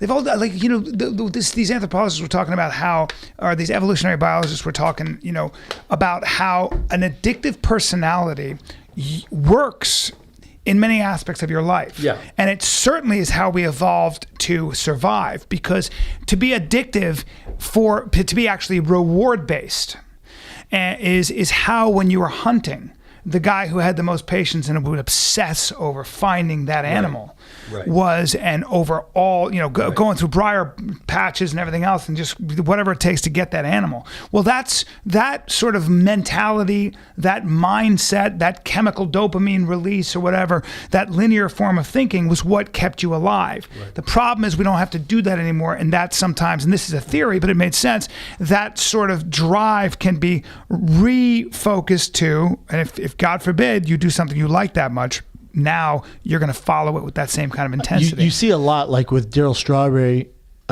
his dad was an alcoholic and an addict. Yes. Yeah. It depends Chris on how Farley was a good friend of mine, and Chris was, he was addicted. Which is weird, because his family wasn't any of that. No. He didn't come His dad from was that. 500 pounds. Oh, I didn't know that. I'm not just saying. Yeah, big as a boy. number. He was 500 pounds. Obese. Large man. Great, big, successful businessman. And Chris, they were Catholic. They were religious. They have a lot of weird that heaviness. Yeah. He became the fat boy that was making everybody laugh, So he's kind of sad about that? And is that why he reached out to drugs? I think so. Yeah. And, I went to John Lovitz had a Super Bowl party. This is years ago. Chris was in rehab in Venice. They had a place out in Venice. And he came in. They let him off for the day for the Super Bowl. So John had a buffet, and it was a Mexican spread, Now, and Chris got there a little bit late. The game was starting. So Lovett said, "Hey, leave something for the rest of us. We're going to eat a little bit at halftime." So everybody goes in the screening room. It's Bel Air. Yeah. So shut up, So now the door opens and he comes in, Chris. And what he did was he got a loaf of Italian bread and he cut it lengthwise. And he put every condiment that was on the table on this sandwich thing over and under Lovett's beloved cat. What? It was in the loaf of bread. And he came in holding it. The cat was, I'll eat any fucking thing I want to on Super Bowl Sunday. We almost died laughing. Dude, he was hilarious. He used to do shit like this. They caught him. They couldn't find him. They were all at a party like this, same thing. They couldn't find him. Where the fuck is he? Where is he? And they're like, where, Chris? And the bathroom door is just slightly ajar. And somebody goes in and the girl screams. And they come around, and Chris, of course, has his pants down, and he's dead. He's mock dead on the toilet, like he was taking a shit, or he would pee. And Elvis Presley. Yeah, I think it was Spade or someone who was talking about. He'd be peeing like in a public, like they'd be at the ball game, and he'd be in the stall, and you hear him go, "Ah! It burns! That bitch! That bitch! It burns! That bitch!" He was fucking hilarious, man. He was. Oh. He was hilarious. I never met him. Did you work with him, Ed? Never. Yeah, I did, but it was like a Wayne's World thing. We weren't together. That's right, Wayne's World. Yeah, but that's we right. didn't work together. But, I knew him. I used to like to run into him. Our manager had a place in Malibu. We'd all have beach parties out there and stuff. If you weren't an actor, what do you think you would have been? I probably would have been a musician. Really? Yeah, I mean, I love music. Do you play music? I play a little harmonica, blues harp. I play, I used to sing a little bit in a rhythm and blues band. The plot thickens. If you guys thought he was one-dimensional, but I like music. Animals. I like music, yeah. I love music. Wow. So, and I still regret it in a lot of ways. I think, damn, I should have. I may not have been any good. I have no clue. Hey, listen to me. Look at me. It's never too late. There are no regrets, Ed O'Neill. Do you understand? Should we start a band? I mean, first of all, let's start a band. It's a little late now. Ed and the gang? I'll play Ed and the gang. You and I can play the tambourine. That's all we're going to play. I'll play the cowbell. There was a lot of great musicians out of Youngstown. Youngstown was very much like Prince's town, where that was a big music scene, Yeah. And wasn't that the Springsteen song? I did a movie with Maurice Day. Remember Maurice Day? Maurice Day. He was in Purple Rain with Prince. Okay. He was the he was the guy, the head of the band, the leader of the band that was opposite Prince. Okay, he did that. What was Brennan that was dance 10. He did? He was 3. He did that dance that was very popular. The slide and slide. that. He was like Mr. Slick, One of the funniest. He would come out and comb his hair, great. real slick. Great sense of humor. Yeah. So I met him on Fort Fairlane. I was in Fort Fairlane with Dice Clay. So he came over to me and he says, "Hey man, blah blah blah. We're talking." And I said, "You remind me, Morris, of a guy I knew in Youngstown. I grew up in Youngstown. I grew up with." I said, "Yeah," and he's looking at me like, "Motherfucker, no black people." And he goes, "Black guy, right?" I said, "No, he's a white guy." He said, "I remind you of a white guy." That's great. And I did, because it was Carl Severino. Yeah. And an Italian guy. Singer. Yeah, Italian. Yeah. Italian kid from, rough neighborhood, and it was called Open Chain from Bradley Lane. Open chain. Open chain, meaning he's always, Yeah. Always over there. Should we do some fan questions? Let's do some fan questions. We got a bunch for you, man. So Current events or no? We'll just do fan questions. We'll get his fan questions. Good. What do you got, Ev? All right, let's jump into it. First question. On Modern Family, Ed was seen reading the exact same newspaper Al Bundy was reading on Married with Children. What's the story behind that? Oh. I don't know, but that is true. Is it? was the same paper. It was at least these papers are stock papers. You know, Yeah. these companies have them. All the way from the 90s to now? 20 years later, I'm reading the same paper. I love it. And that was by accident. I didn't even know about it till I saw it. That's great. Who picked that up? Who caught that? You can Google Oh, that. I mean, somebody that's caught- amazing. We probably had 300 questions for him. 50 of them were about that newspaper. Yeah. Wow. Yeah. Wow. Crazy. I don't know how that happened. It's crazy. All right, next one. That was a good answer, right? I had no clue. Yeah. Yeah, not a damn clue. Next one. I hear there's talk of starting Married with Children back up again. Any truth to that? No, I don't think so. Not now. It was great though, but 11 years, you know, that's it. Your partner in that Siegel, right? What's her name? Katie Seagal. Katie Yeah. Seagal. Katie Seagal. Probably was Siegel at one time. Right? Katie Yeah. Seagal, yeah, right? Katie Seagal and Christina Applegate moved on to do big, all you guys. Yeah. I mean, Yes. really. She was, by parlayed the way, that. she doesn't get her due for how hot she was when she was younger. Oh yeah. She was, And Katie was a good singer. and a great Oh, She really? was a harlot. sings Fiddler. sings a lot of the songs on Sons of Anarchy. Good Oh, really? blues singer. Good blues singer. I didn't know that. Yeah, she sang with Etta James. She sang She could with sing her ass off. Dylan. Dang. Yeah. Yeah, she's very You talented. really luck out with your co-stars as far as wives go. You know what I told somebody the other day? I said, my third TV wife was just born last year. I love else it. you got, Ed? God bless you. God bless you, man. All right. In all your years of acting, what was the most crazy or outrageous thing you ever witnessed on set? Oh my God. You know, I get asked these questions, and it's funny because I can never think of a single thing. It's that a was- disciplined setting. It's usually very It is. disciplined. It's a very disciplined setting, and you don't often see. Maybe I'd have to say, okay, I got an answer. Towards the end of Married with Children, we had Sam Kinison on. Oh, wow. Remember Sam? Oh yeah. Yeah. Oh yeah. And Sam was, I love Sam, but for one lunch, we had a lunch break. He had strippers come in and belly dancers, and they all performed during our lunch break. That was that's probably great. the craziest thing. great. Pretty random. Yeah, That's but just his style. sets are sexless. Sets are, from my experience, Yes, are they very, very professional. Everybody has a job. You're working 16 Well, hours it's a work- day. it's business, It's right? Like, business, there's man. no- there's never that. And even Hollywood parties, like, although you guys must be, it's all. I don't know. It's not comfortable. Yeah, you don't You know, have it's like time. everybody is either trying to sell something, or they're trying to do something, or they're trying to be noticed. Or they're Yeah. trying- So you often don't get the real person you're talking Yeah, to. And because typically- there's egos, right? Yeah. Especially at a party. My Yeah. experience in LA parties, especially if there's celebrities or whatever, if they're in the business, there's a lot of egos. So no one's going to come out of their That's a good out of point. their shell. That's a very good to point. show you any other. You know. Well, what I'm saying? also, that's why it's the little stuff. People that work a long time, like Ed, and correct me if I'm wrong, there is a lot of substance abuse in Hollywood, but if you see the people that really work and keep working, they're very disciplined. You're right. I'll tell you a great little story. It's very brief. I was at the Emmys or one of them, and I went to the green room, and they were going to give Bob Newhart a Lifetime Achievement Award. great. And I had never met Bob Newhart, but of course I thought Sure. he was legendary. So I go in the green room, and there he is. He's standing there, and he's standing by the door alone. He's got a little glass of water, club soda. So it didn't look like booze. And I thought, geez, it's almost time for his award. But I had to walk past him to go back to my seat. And as I'm going by him, he looks and he says, hello, Ed. And I said, hi, Bob. That's pretty Kept going. So now I get to my seat, and Jimmy Kimmel's sitting behind me, and I told him. This funny thing, he was so nice. He was just, hi, Ed. He said, hey, you know what? Let's do this. When he's introduced, because it's going to be in 5 minutes, let's leap up, standing O. He probably would have got it anyway, Yeah. right? But we did. As soon as they said Bob Newhart, me and Jimmy jumped up. Yeah!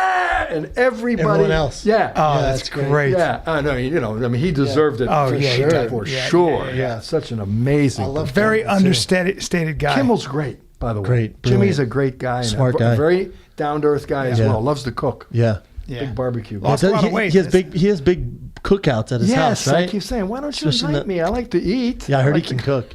What else you got, Ev?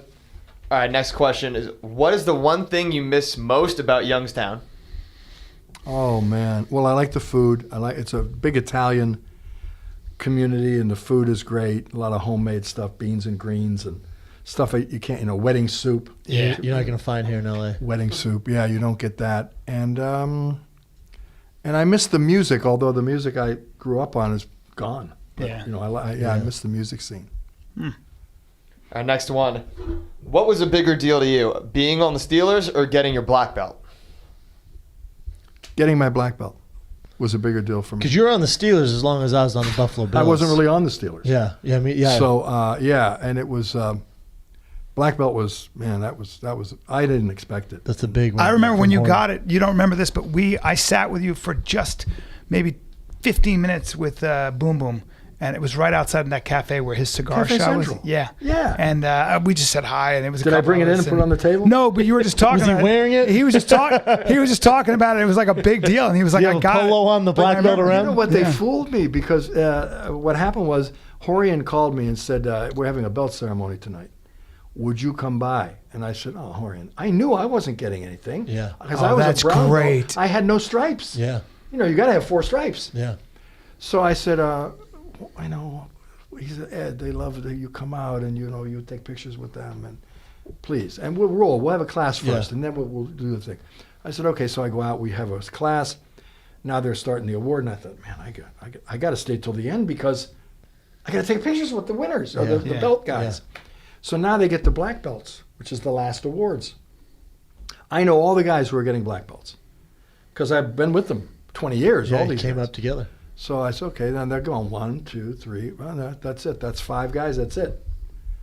So then Henner goes, "We have one more black belt." And I'm going, "Who? Maybe is there somebody here from Is he in the San bathroom? What's Diego, going on here? Yeah. that I don't know? Yeah. This guy's been with us, blah, blah, blah. He's a good actor." I went, "Oh, come on." No. So it's me. So I went to Horian and I said, "How could I get a black belt? I have no stripes." He said, "The stripes were in my head. Wow. I didn't give you stripes because I didn't want you to count down to the belt. I don't know This why. way you think brilliant. you're never going to get it and you just train." Yeah. I don't know why, but I just really enjoyed that. I thoroughly enjoyed that story. That's a great way to give somebody a black belt. Isn't it? It's Yeah. a big fucking deal, man. The stripes were in my head. The stripes were in my head. I kept track in my head. What did that? So that must have been like, God, that's Oh, my. exciting. Well, like everybody, you don't think you deserve it. Sure. Every belt I ever got, I never thought I deserved it. In fact, when I got And it puts my- more pressure on you. When I got my brown belt, I had the belt and it was upstairs. Well, this was in the old place on Carson, and I was rolling with a guy. So they came in and they interrupted the thing and they gave me the brown belt. So it was one of the few times they didn't put it on me. They just Normally tossed you. they just gave Yeah. me the belt. So I have the I hear belt. you. Thank you very much, everybody. Clap like they do. Okay, another 5 minutes. I got my guy on his knees. I put the belt down and I go to finish the roll. It's, whoa, whoa, whoa, whoa, whoa. You're not a purple belt. You're a brown belt. Put it on. Yeah. Now the guy's trying to tap me. Oh, for sure. Damn right. There's a lot more headhunting. pressure. Oh yeah. It's very strange. Like I remember starting rolling, and when you're doing jiu-jitsu is always my passion, so I do jiu-jitsu, but I was training jiu-jitsu for mixed martial arts, so I was in a gi different maybe thing. once or twice a Right. week. The rest of the days I was gi. no gi. So I would do these interviews and they say, "What belt are you?" I'd say, blue, purple, blah blah blah. And then I was going to, I think, Brazil, and I was doing an interview, and my professor Mal Easton, who really I learned all my jiu-jitsu from for a long time, he goes, "Hey, quit saying you're a purple belt." I went, "Well, that's the last belt you gave me." He goes, "Oh yeah, you're a brown belt." I'm like, "Oh, okay." That's funny. And then That's great. and then That's great. And he's like, "Yeah, you destroyed Yeah. all my black belt." I'm like, "All Yeah. right, well." But you have to get over worrying, like protecting the belt.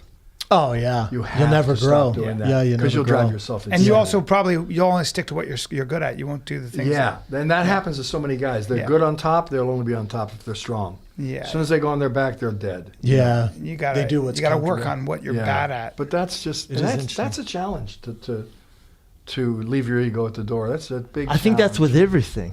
everything. Everything, right? That's true. Because again, just going to the audition the other day, Bryan helped me. Man, that's so out of my comfort zone. Like I really didn't want to do it. I'm driving up. I'm like, God, there's a million other things. Well, I was I could making him do. as interesting to watch him because it's been, I've been doing it a long time. But when you tell somebody just to stay still, Don't move. Just don't move. I don't want you to move, and I want you to. It's called aesthetic weight. It's called aesthetic weight. I want you to have just the intention in your voice.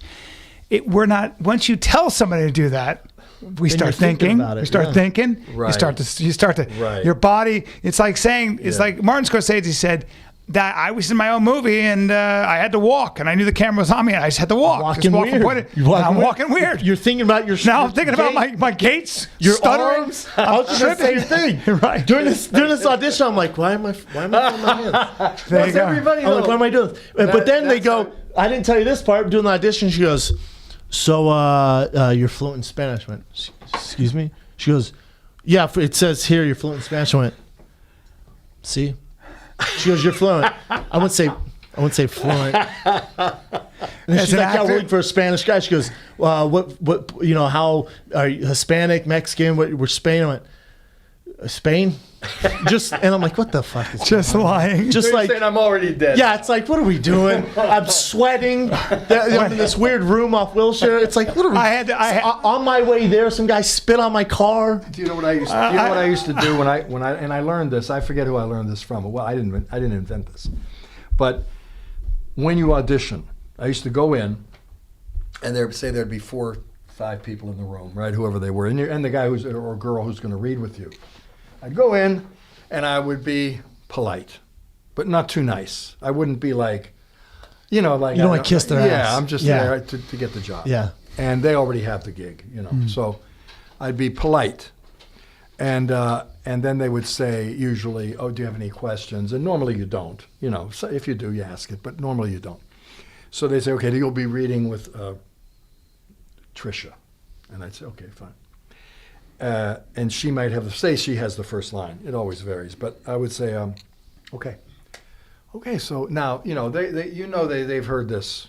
You're the 20th guy in, or whatever. Yeah, there's been a million. So I would say, do you mind if I take a moment? Now they always say yes, of course, for sure. So I would say thank you. Now I say I have the pages. I would just look at the pages. Now I could be thinking about my shopping list. Sure. I could be thinking about anything, my handball game. Yeah. But I would just look at it. Now, my theory was this does a couple of things. It lets them look at you when you're not looking at them. Mm. Can he do it, I wonder? And it calms them down. They settle. Yeah. You want them settled. You don't want them talking about, oh, yeah, and then this happened and so-and-so, and then let's go. No, they're not ready. That makes sense. So now you don't want to go too long on this. Sure. 10 seconds. There's a balance. 12 seconds. Then I would do this.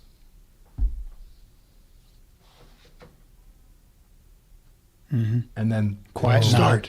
Now, it starts now at a different level. Sure. It's calmer. That makes sense. Everybody's calmer. That's brilliant. And then you do the scene. And before you know it, the scene is over. And they go, that was kind of, Yeah, it's different. I got a lot of jobs like that. That makes sense. There are a lot of techniques like that. I used to ask questions in the character, as the character. Oh, yeah. I auditioned for Larry. Larkin used to do that. Yeah, it's a very effective technique because it gets you settled, and you go, is this guy from New York? Is he kind of a jumpy guy? Yeah. And then now you're getting into character. But I used to when I went in for Curb Your Enthusiasm, they were looking for an Italian guy, so I had to audition with Larry David. You would always imprise with Larry David. Oh wow! I auditioned And so I go in, and I don't, they don't know that I'm from America. I just, I ask some questions like this, and I do my thing. Fucking, I'm doing a terrible accent, but anyway, but it was good at the time.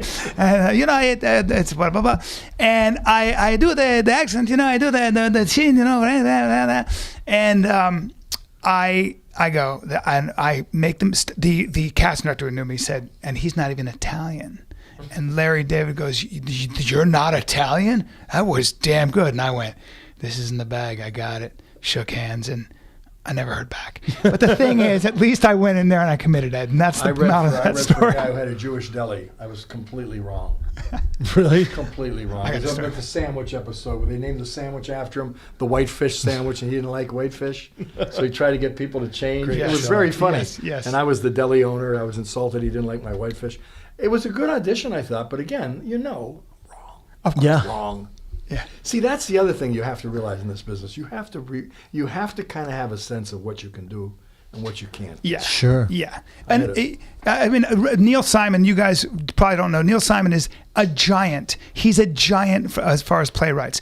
And his plays were turned into movies. I'm trying to think of an equivalent of who Neil Simon was, but Neil Simon is the biggest, one of the biggest, one of the biggest American writer in the world, of all time. And I'm doing a show called Fat Actors with Kirstie Alley. Lasted about 7 episodes. Joe Montella, who is again the #1 director on Broadway, directed Wicked, directed Angels in America, was in Angels in America, blah blah blah. And he says, "I want you to come in for The Odd Couple." Oh, come and on. I had to come in for the fucking. Did he? I had to come in for the fucking accountant, the guy who was playing cards at the table. Who called you in?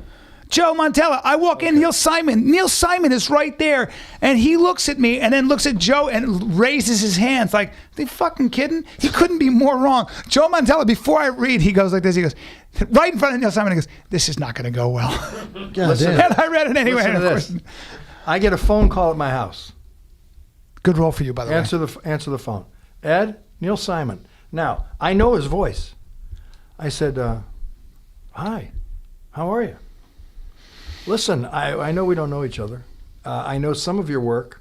I have friends who are telling me, we're going to do the revival of The Odd Couple. The Odd Couple in Westwood. Yeah. I'd like you to. I want to offer you the part over the phone of Oscar Madison. Oscar Madison. And I said, geez, Mr. Simon, that's amazing. That's a great role. I mean, I know all the guys that played that role. And I said, who's playing Felix? Well, we don't have Felix yet. We're going to go out to Steve Martin. I said, well, if you get Steve Martin, I'm in. But I think I should wait. You should probably get us both in the room, whoever it is. See if you vibe. See what Chemistry, it's like. Yeah. He said, okay. Listen, I'll tell you what. Long story short, come to my office tomorrow. We'll talk. So I go to his office. I meet him, sits down. We have lunch. Now he says, let's read a little bit. Let's read some of this. Now I said, well, who's going to read Felix? I am. I know where all the jokes are. I know the whole thing. I said, excuse me, Mr. Simon. I'm being very deferential. I mean, this is Neil Simon.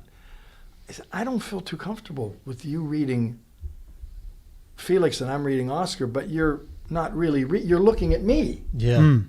Why don't we get someone else to come in and read Felix and you sit over there and watch the two of us? Yeah, because that's his job. I don't have anybody right now. I said, well, let's get somebody. You're Neil Simon. I can get anybody I want. You're going to have guys come in for the part. I'll be happy to come in and read with them. Okay. Well, that makes sense. You didn't get the job. No, I go home. Now he calls again the next day. Listen, I don't understand why you won't read. I may, and I mean, this went on for like a week or two. I said, get me a Felix. No, I'm a Okay, man. guy. Yeah. So now he says, I said, but why did you update it? Why are there cell phones now? Why are there Xerox? It's a classic. You don't need to update this thing. Now they're not the Pigeon Sisters, they're Spanish girls or some fucking thing. So finally he says to me, he calls me and he's mad. This progressed. I won't bore you with it. Listen, if you don't come in here and read with me, I think I'm going to rescind the offer. I said, Neil, I'm already gone. Wow. On me, I'm already gone. Bye. See ya. Click. That's a big. That's it. Neil Simon's as big as it gets. So that's that O'Neill. He doesn't need that gig. He's all set. I couldn't work for him. He's crazy. Yeah. So, yeah. I don't know if he'd always been crazy or he just got crazy, but no, that was it. It's nice to be in the position like, I don't need to do this. I don't. You get to a point. This mess. He did the same thing to Mary Tyler Moore before an opening on Broadway. He wrote her a note about you can't learn your lines, and she was not well. She got up. You hear these crazy stories about people who are just like these monsters, and you're just like, God. What I heard he was so pissed off about in regard to that play was his brother, who was a writer, and managed him, talked him into selling the rights. And so he never got any money for the TV series. Listen, he has enough money and he should calm down. The guy was, he was one of the greats, really, comedic-wise. He has a brother who never really, He tried to write. It's like, and it didn't pan out. So we both almost did the same. We both, you did, and I. What else you got, I Ev? just didn't get Six it. degrees of separation. There it is. Yeah. I'm the poor man's Ed O'Neill. All right, Ed, what is your favorite memory from Married with Children, and who was the best guest appearance you had? Ooh. Oh my God. I mean, you had Terry Bradshaw Well, on we there. had You so a lot many. of Yeah, the guys. guest guys. I mean, we had every athlete practically. It's Everyone. exciting. Bo Ryan to I mean, everybody. We had Joe Namath. We had. That's right. So I'll tell you a funny story. Usually we take out on a Thursday camera blocking day. I would take out the guest actors for lunch, and so this particular day we had Johnny Bench, Ernie Banks, Jeez. Joe Namath, and the Snake Stabler. Ken Stabler. These are all Hall of Famers. Gee Every whiz. one of them. Oh yeah. So I took him to Roscoe's Chicken and Waffles, on right there by Sunset Yeah. Gower. Yeah. It was on Gower. Yeah. So we got a booth. Now I'm sitting with 4 Hall of Hall of Famers. Famers and me. And we're finishing up, and this young girl comes over to the table, and she says, "Mr. O'Neill, my father is your biggest fan, and blah, blah, blah. Would you mind, please, take a picture with me?" I said, "No, not at all." And I'm looking like, Doesn't even see these those other guys. Johnny Bench, Yeah. Ernie Banks, Snake. And and she says to Namath, "Sir, would you take the picture?" Namath didn't think this was too funny, from what I saw. Yeah, it's The rest of Broadway. the guys were laughing. Broadway Yeah. Joe. So, and I think he was going through some things at that time. Still is. Yeah. So he takes the picture, and I said, "Is your father a sports fan?" And she said, "Oh yeah, he's a big sports fan." I said, "I'm sitting with 4 Hall of Famers," and I named them all, And she goes, "Oh, hello." She didn't know who they No, were. yeah. That's like glorious fleeting, right? Yeah. It's so true. Shit. Didn't know them. No Her dad idea. would flip out. Last question, Ev. Yeah. All right. Last one is: do you still keep in touch with the squad from Married with Children? Yes. Yes, I keep in touch. Well, for the most part, I keep in touch with David Faustino, Love Katie him. Segal, Christina Applegate. I don't see David let's see. He's in New York. Marcy, I don't see at all. How's David Faustino? He's my buddy. He's great. He's the nicest guy. I love that He's guy. my buddy. But you gotta ask how he is. I've known him He's a forever. great guy. He's such a good guy. Who is he on the Dave's show? he played the kid. Bud. Great. Bud's a Bud. great guy, man. But What's Bud do these days? he has a production company. He had a does web rap series and, things. yeah. He produces rap. Well- He did rap for a while. Oh wow. Sounds like things are going well. He just got married. He had a baby. Yeah. So he's doing good. That's yeah, cool. He's doing great. Such a good guy. That's awesome. But I still see them. Well, Ed, we know you're busy, man, and I can't thank you No, I'm enough not. for coming Dude, down. it's great to have you. No, man. not. I do what I want. Well, are you shooting a Modern Family right now, or you guys No, are on we hiatus? go back next week. 11th season. 8th. 8th. As a married was 11th, yeah. Yeah. It's so cool, man. That's exciting. What's a man who's done all that? What are you looking forward to in the next? I think you'll probably now I be. see. This is the thing. Look, where, you're gonna be. Let's just say you're alive for another 30 fucking years, Yeah, right. at least. See, I never planned anything in my life. I was one of those guys that just went, followed my nose. And Yeah. just one step, one day, and so I don't plan things. I love But I it. have go. been thinking. I have a place in Hawaii on the Big Island. Yeah. And I've been spending a little more time there. But I've got 2 daughters. I've got a girl. I've got a 16-year-old and a 10-year-old. Wow. So So you're that- busy. Oh wow. Yeah. Yeah, you're So, busy. so you're a type A. I mean, I would imagine. Do you do well on vacation, or is it tough for you? I do great on vacation. Especially in Hawaii. Yeah, because I'm not a type A. I'm like a lizard on a rock. Oh, really? Yeah, I can just go and hang out and do nothing. Wow. That's after impressive. a while, I go, I'd like some Italian food. Yeah. Yeah, I hear you. But I want to normally, roll. Yeah. Do you still roll? I still roll, although I'm nursing a back injury. I hurt my back. Doing kettlebells? No, my wife. Well, that was before. I'm taking on a suitcase up a flight of stairs for my wife, Oh, loaded with books.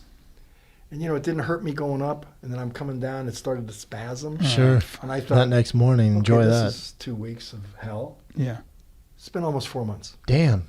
And it's not, I can do things, it's just aches. And it comes and goes. I thought I was dying last night. I woke up, my heart area hurt very badly. Yeah. It's gone now, but it's still nagging me. Anyway, I'm not going to get it checked out. I'm a little bit of a hypo sometimes, yeah. Yeah. I hear you. All right, man. Ed O'Neill. Guys, this is a great show. Yeah, Thanks, thank you buddy. so I much, really Ed. enjoyed doing this. Yeah, show. the You're welcome best, back anytime, man. Always open door policy. Ed O'Neill, everybody. Ed O'Neill, ladies and gentlemen. Thanks, guys.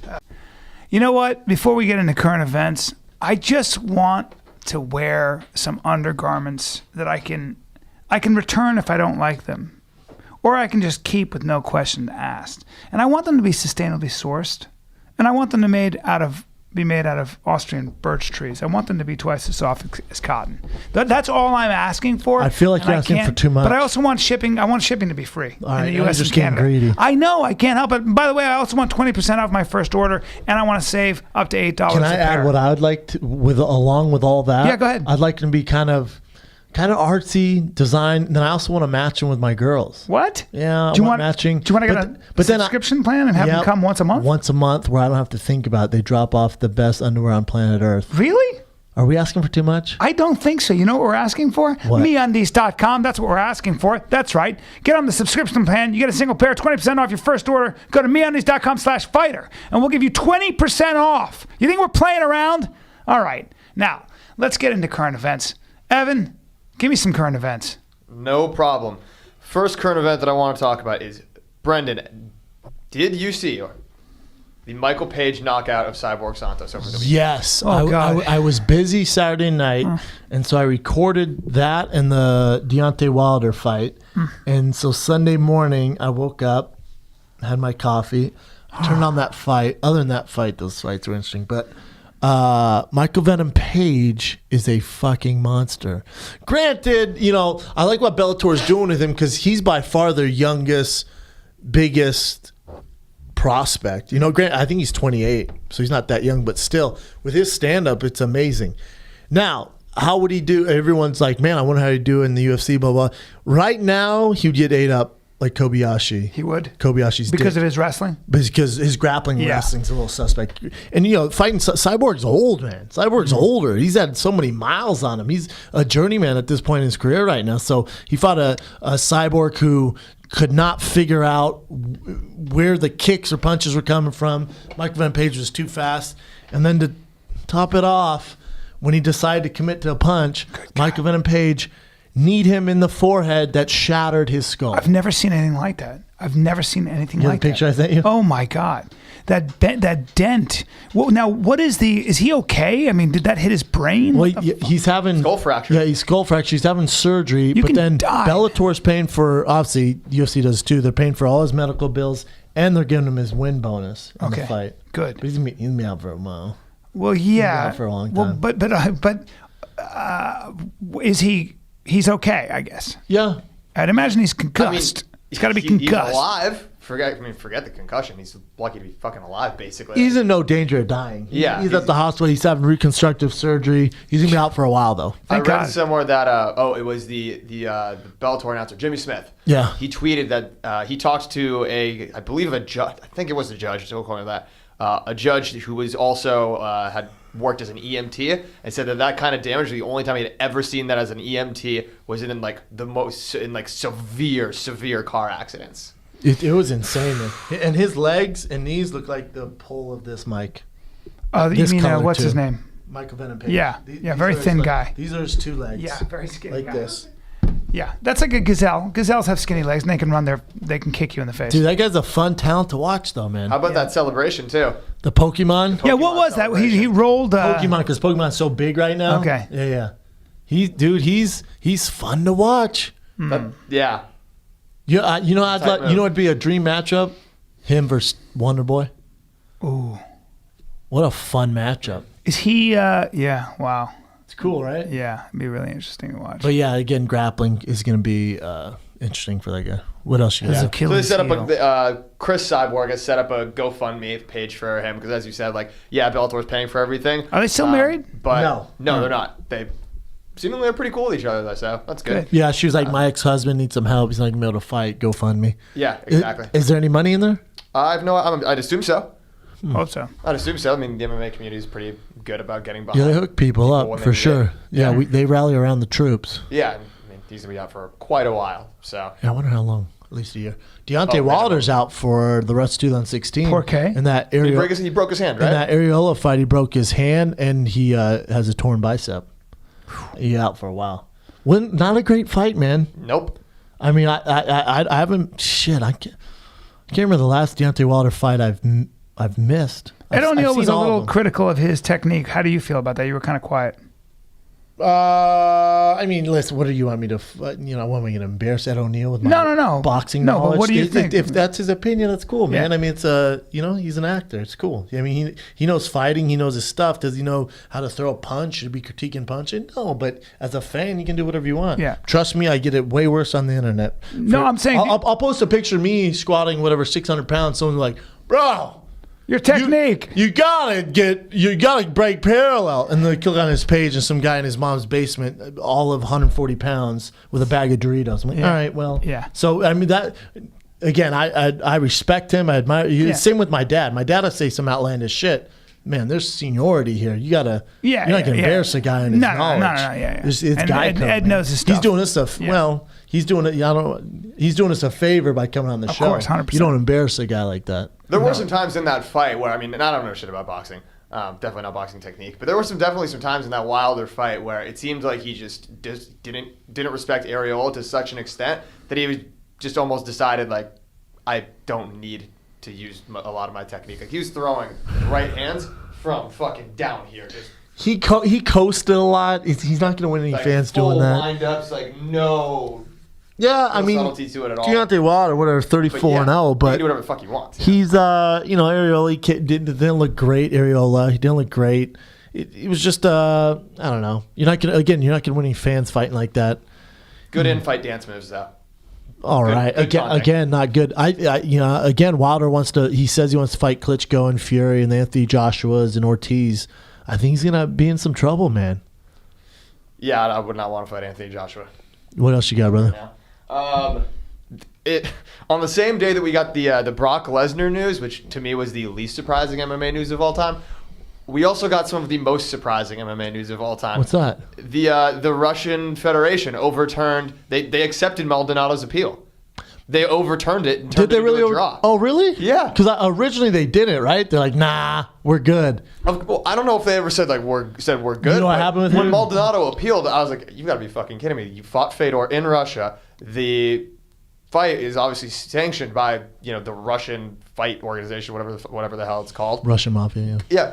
Good luck getting fucking a Fedor win overturned. Because so no I don't know how that contest. Because I had it. They made it a draw. They turned it to a draw. I can see a draw because that first round's 10-8.